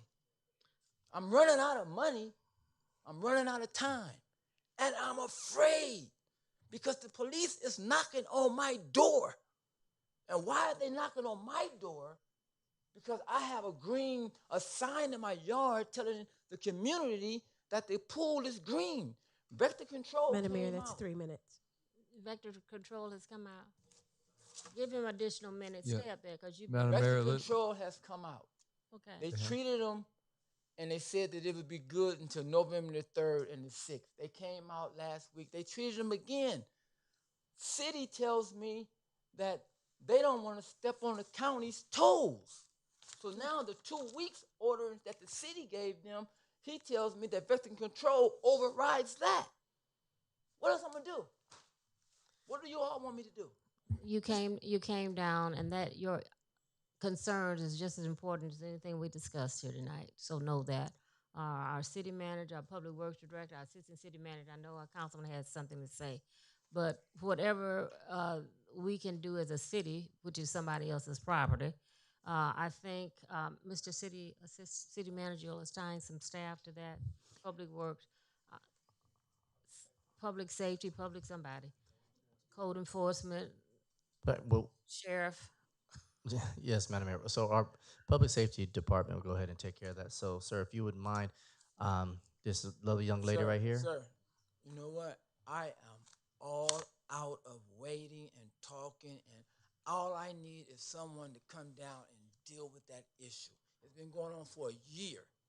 I have pictures, I have recordings, the people cussing me out and every. What else do you want me to do? Why is the sheriff knocking on my door? What is this lady telling the sheriff for them to come and knock on my door? Not because I have a sign in my yard letting the community know that it's a hazard right here. Is this sign says I'm still green, me too, me too? Why we? Yes, that's me. Why we? Okay. That's me. That's me. Okay. This is not on the agenda, so we're not going to be able to discuss it. I understand. But this staff will be here, and I know the council has a brief statement to make on your issue. But, Okay, thank you. Sir, your issue is very important to you and to the entire community because what you're describing is a public safety hazard. It's in your neighbor's yard, right? Yes, sir. Okay. So a pool of that size could breed hundreds of thousands of mosquitoes. Yes, and I represent the city of Carson on the Greater Los Angeles County Vector Control District, which covers your neighborhood. Yeah, so Councilman, Yeah, so can we let's have get a your sidebar? address, and the city public safety can address the issue, because a pool like that could be a hazard to children in the neighborhood as well as other issues. So what you said is very important. We appreciate your coming. We can't discuss it any further, as the mayor said, but the city manager and his staff will address it on the city level, and then they'll get the information, and we'll make sure that the vector control district also addresses it, because they're not allowed to do what they're doing. And you won't have to have your sign up. We should take care of it for you. You shouldn't have to go to that length. Stay right there. Staff will go down and talk to you. Thank you, Councilman dear. You're welcome. Okay. Michelle oh, I'm sorry, Madam Mayor. There's two more. I know. Okay. So I want staff to deal with, what's your name, sir? Larry Thomas. I want to discuss plan of action with Mr. Thomas. We won't solve all the problems tonight, but we can get some information. Yeah. Next, oral matters not on the agenda. Michelle Pino.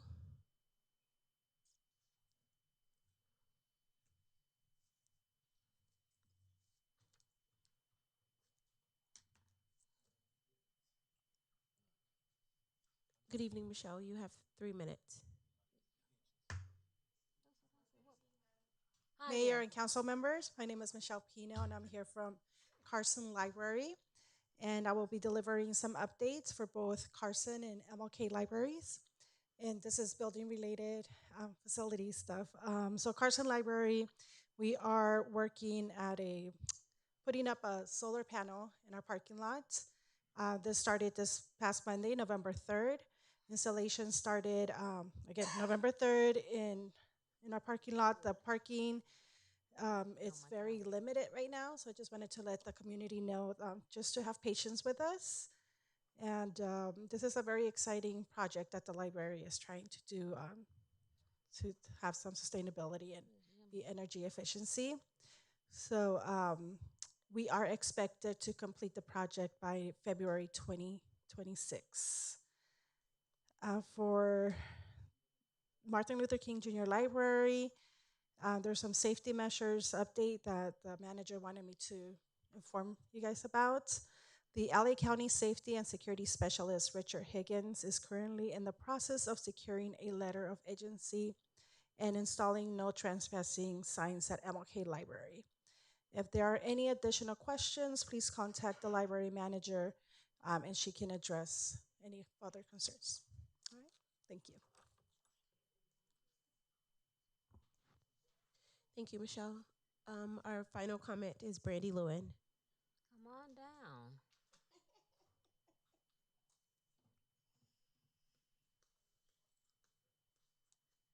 Good evening, Brandy. You have 3 minutes. Good evening, Dr. Bradshaw. Job well done on your presentation the other evening. Good evening, Council, Madam Mayor, Mayor Pro Tem Cedric Hicks, who is my councilman, Councilman Dr. Bishop Jawan Hilton, sir, Councilman Jim Deere, and Councilwoman Arlene Rojas. Thank you for the opportunity to speak before you. I'm excited about the vote that's coming in June and the Transportation Committee, so thank you for that. I wanted to come before you this evening in regards to the University and Central Project. We're looking forward to hosting another community meeting on November 20th, where we'll continue the conversation around the next phase of logistics and how we can best support the Boys and Girls Club and their efforts there. We also believe that it's really important that we bring council to the table because, as we've seen, council has been doing what they say they are going to do. We have a Sprouts because we came for a year and council did what they said they're going to do. The Disabilities Committee, we came and advocated for you. I have to stress that or state that when we come to our council about things, you guys listen, no matter what side you're on, and I'm grateful for that. So I want to ensure you're at the table. I will be speaking to our city manager, if that's okay, to be sure that that happens. I'd also like to touch base on the Disabilities Committee. You shaking your head, you don't like that? Oh, I'm trying to stretch. Oh, okay. I also wanted to touch base on the Disabilities Commission. So thank you very much. I understand tonight what you put in place. As I mentioned in the previous meetings, I would love to see us move forward with establishing a quorum of 3. But based on what your response is, are you meaning that the ad hoc has the support of the commission to help them and the ad hoc will only deal with the situations as it pertains to the Disabilities Committee? And then they can bring in additional volunteers to come in. That's great because we have an advocate in the community, Lynn Coates, for the disabilities community that is highly interested in joining the Disabilities Committee. So I just want to be sure she'll have that opportunity to do that through the volunteer. It's your community-based committee. Got it. As many people on there as you want. Like you have your community meetings, you invite people. Got it. Clear. Very clear. Thank you very much. That starts the conversation. Lastly, I just want to say that the prayer breakfast was absolutely amazing. There was truly a word in the house brought by our councilman, Dr. Juwan Hilton, who wore his bishop hat that day. That was exciting to see him in action. Mayor, your folks did come through with a ticket for me, but thankfully Brister got a ticket for me, so I appreciate it. Thank y'all so much. Have a good night. I appreciate you, sir. Madam Lulu, Mayor. to the Lulu girl, had a ticket. You didn't honor my wishes. Madam Mayor, if we may just briefly interrupt your council comments, I believe the city attorney would like to have a request. May I? Yes, I would like to have a request. And I mean, that's really tough to follow. That's a tough act to follow. But if you don't mind, Madam Mayor, tonight Isaac Young, who most of you know, is here. And he's here with a young lady named Ruthvi, I want to say. I hope I didn't butcher her name. Ruthvi Malpani. I just have to take a moment and acknowledge Isaac and thank him for his mentorship and his leadership in the firm. You know, I'm looking in the down, audience. Isaac. Come on down. I see him sitting there and I say, why are you here? It's late at night. His wife is home. He's worked hard. He's in trial. He's doing trial prep. And he said, well, I've met this young lady who's in undergrad and she loves public policy. And I had her shadow me before. And now I got her a job as an intern in the firm. And she wanted to see a council meeting. So I came with her so I can explain things as things are unfolding. And Isaac, you're so impressive. I am so proud of you. And I wanted to acknowledge you. And I did want to introduce someone who's so young and interested in public policy and has sought us out and has asked to have an opportunity to be out and work in this field. So thank you for giving me a minute to introduce the two of them. Thank you, Isaac. You must let me know when we have guests so I can be on my best behavior. I'm late. He didn't even tell me he's coming out. I'm like, what are you doing here? And he chose the best city in the world to bring an intern to. This is how you show them and get them interested and engaged. Thank you. Thank you, Isaac. And I'm wishing you the best, young lady. Thank you. Thank you. Bring her anytime. Anyone else? That's it? Yes, that concludes public comment. Okay, I don't know why I have that. Council request to add items. Madam Mayor, Yes. I have one. I'd like the city staff to bring forward an ordinance to invest in some signage that says no parking of vehicles for sale, entire block. Other cities are doing this now, apparently, and we have a number of people that are taking up lots and lots of parking with cars they're selling. They're running a business on the street. Our code enforcement's dealing with them, but we need some signage in order to help code enforcement be more successful. In front of what is that? Stephen White. There's a whole Yeah, line. that's one of the areas. That there's they a couple. have lots and lots of cars. I thought there was something. Well, anyway. But the signage would give the code enforcement officers more power to us to stop that. If we can, I like that one. Okay, thank you. I'll take that as a yes. Yeah, you could take that as a yes. Okay, all communications, council members. Dr. Hilton. Yes, Madam Mayor. I too want to echo the sentiments of a wonderful prayer breakfast that our mayor hosted, and it was incredible. And I had the privilege of wearing my pastor hat that day. I wasn't the councilman, and it was incredible. Thank you for the incredible opportunity to share with the people. I am having a town hall meeting at Hemingway Park on November 13th at 6:30 p.m. I will be at Hemingway Park. I'm going to bring City Hall to you. We're going to have Parks and Rec, our Public Safety, our Public Works, and the Carson Sheriff's Department. So meet me at Hemingway Park on November 13th at 6:30 p.m. That's Thursday, November 13th at 6:30 p.m. I look forward to seeing each and every one of you on that night. Thank you so much.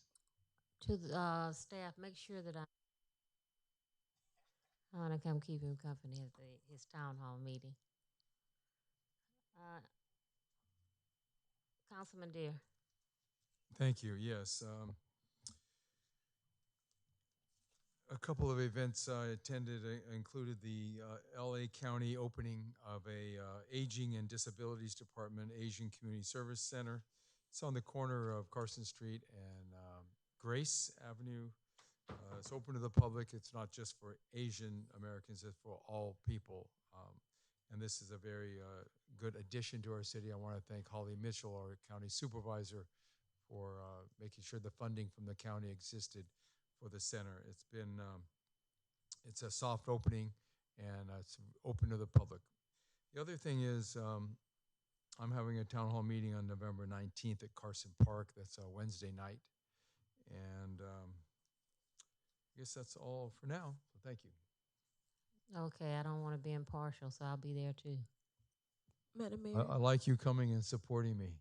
Appreciate that very much. Yes, I support all of my colleagues. Madam Mayor. What time is it? Yeah. 6:30, Carson Park. 6:30 p.m., Carson Park. Thank you. MPT. Thank you, Madam Mayor. I have a list.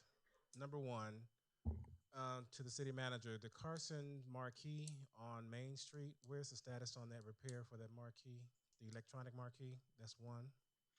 Number two, what update on the feasibility study for the Carson Unified School District? I know we talked about it. Second, the initiative I had, Light Up Carson. The city is dark in certain areas. We need to have a lighting evaluation of the city to look at ways to brighten up our community. The next one, I'm requesting a truck route evaluation of the entire city, where these trucks are running through our city. They're all over, and I know I've talked to the captain about this. They are now going into certain neighborhoods. They just don't even care anymore at this point in time. So enforcement is very much needed.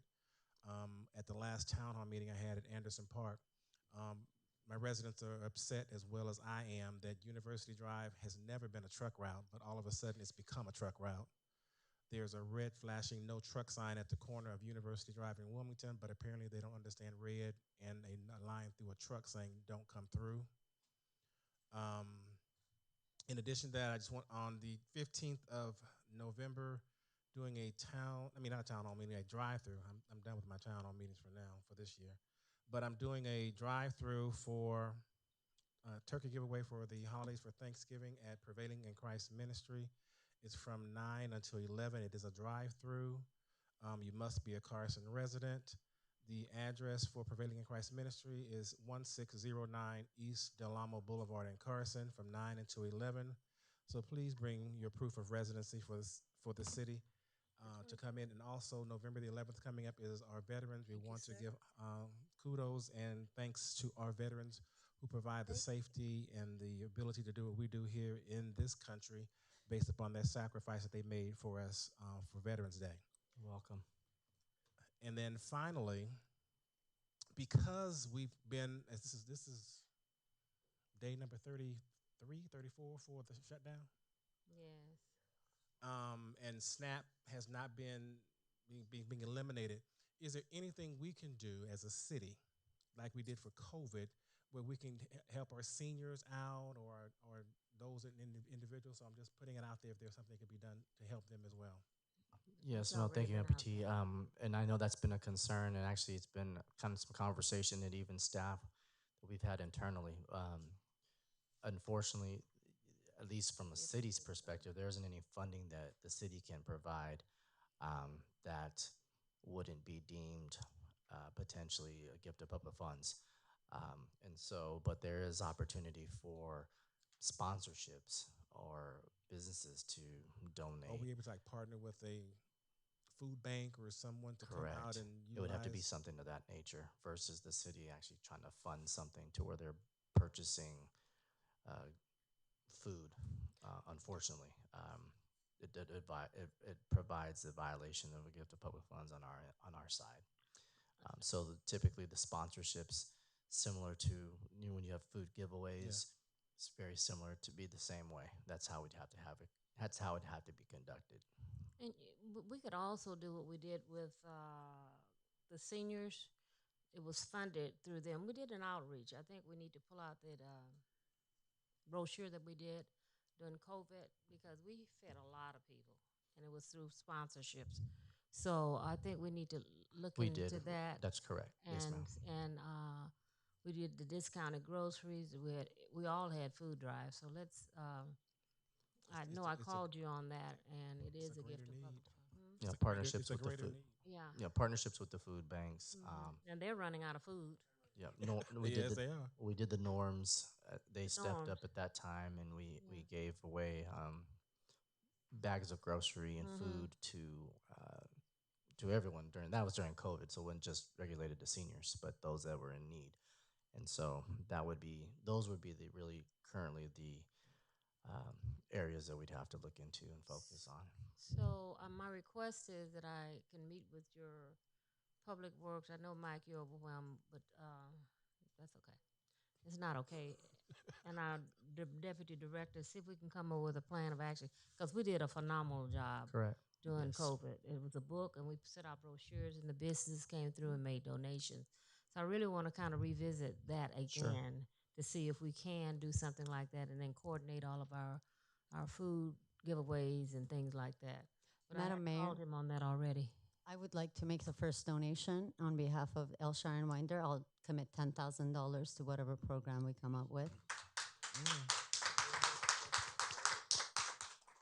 Do I hear 20? Do I hear 20? And I challenge other. It's a great idea, and we should really step up to the plate. So we can put something together. I still have my brochure that we had when we did COVID. Several businesses in the city, Madam Mayor, that I'm sure that would be happy to participate with your cachet and the council. I'm sure there could be quite a bit of funds raised to. And this letter should come from the entire city council saying that we're looking for their donations so that they know it's a joint effort on behalf of the entire city council. But I do want to meet as soon as we can, brush off that brochure, and start implementing some of those programs that we had in place during COVID. We were the premier city because we people are took hurting. care of our residents, and especially our seniors. We took good care of them. Assign someone else. Not you. Yes, ma'am. Other folks, I want our new deputy director too to get his feet wet in this. Okay. Anything else? I'm complete. That was that.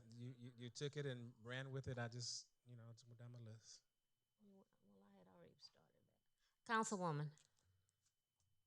Yes, thank you. So I am having a town hall meeting on November 19th on Wednesday. Where?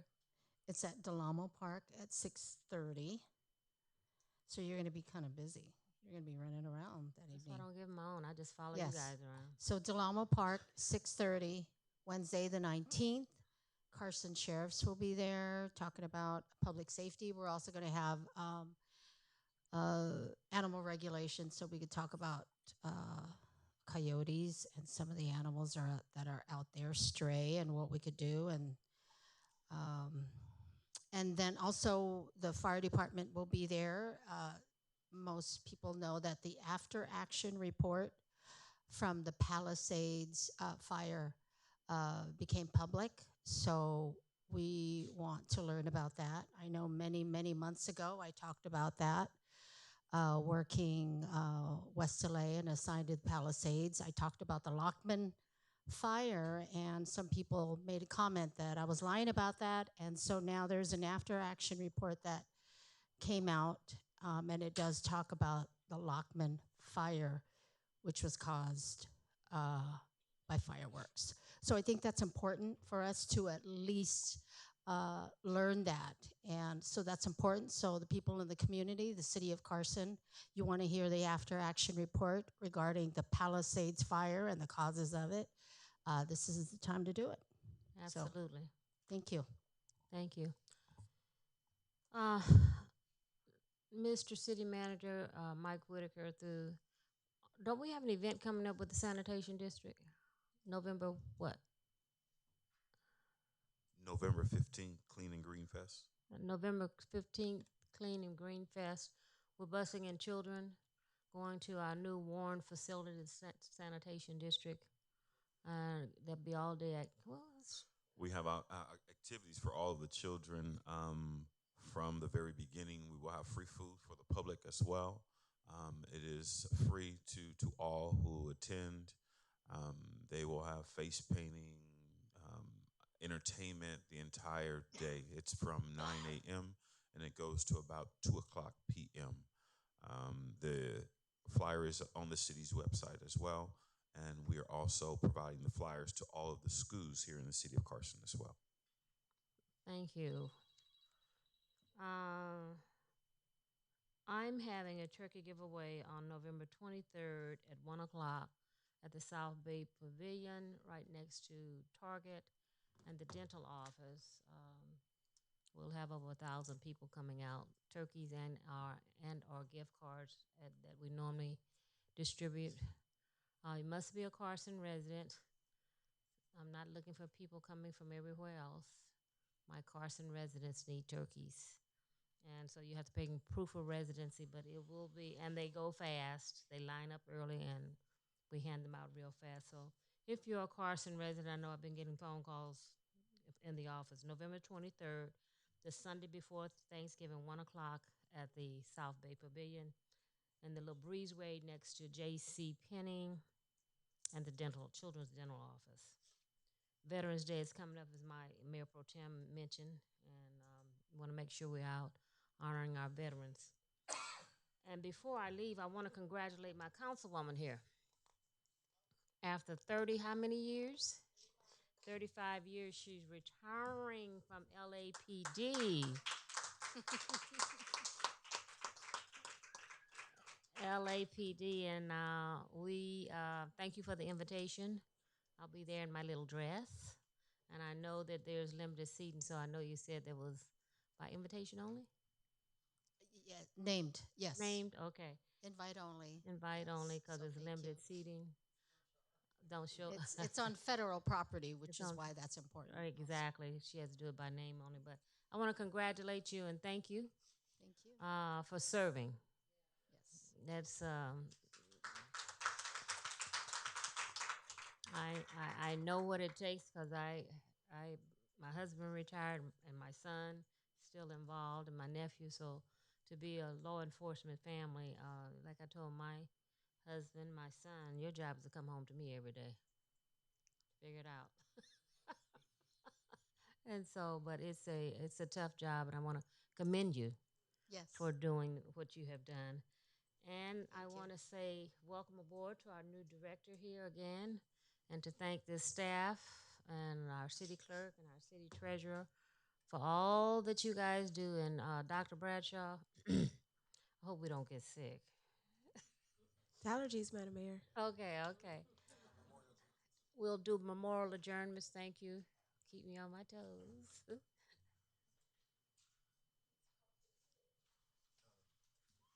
Where is it? Okay, Madam Mayor, I received one name, Orlando Brondial. Anyone else? I hope not. Brondile. Rondell. Thank you. My bishop. Yes, let's bow our heads, Father. We've heard the name that was read. We pray for that family. We pray that you would bless them, keep them, and comfort them. In Jesus' name, I pray. Amen. And I would be remiss not to thank my bishop, my council, my chairmate did an awesome, awesome job at the prayer breakfast. He made me look like I was, whoop. He did an awesome job. You know, he really did. And it was an awesome event. Me. Shine, shine, shine. Jewel of the South Bay. Jewel of the South Bay. That jewel has traveled all the way to Tokyo and back and is just spreading like wildfire. So thank you for taking your time. Thank you also for, we did our tree planting ceremony for my grandson Sunday, and he prayed, and that was a beautiful event also. So I want to thank my colleagues for that honor also, and thank Mike Whitaker for coming out. And is there anything else? I'm getting stronger every day. No, anything else? Hearing none, going once, going twice. This meeting is adjourned.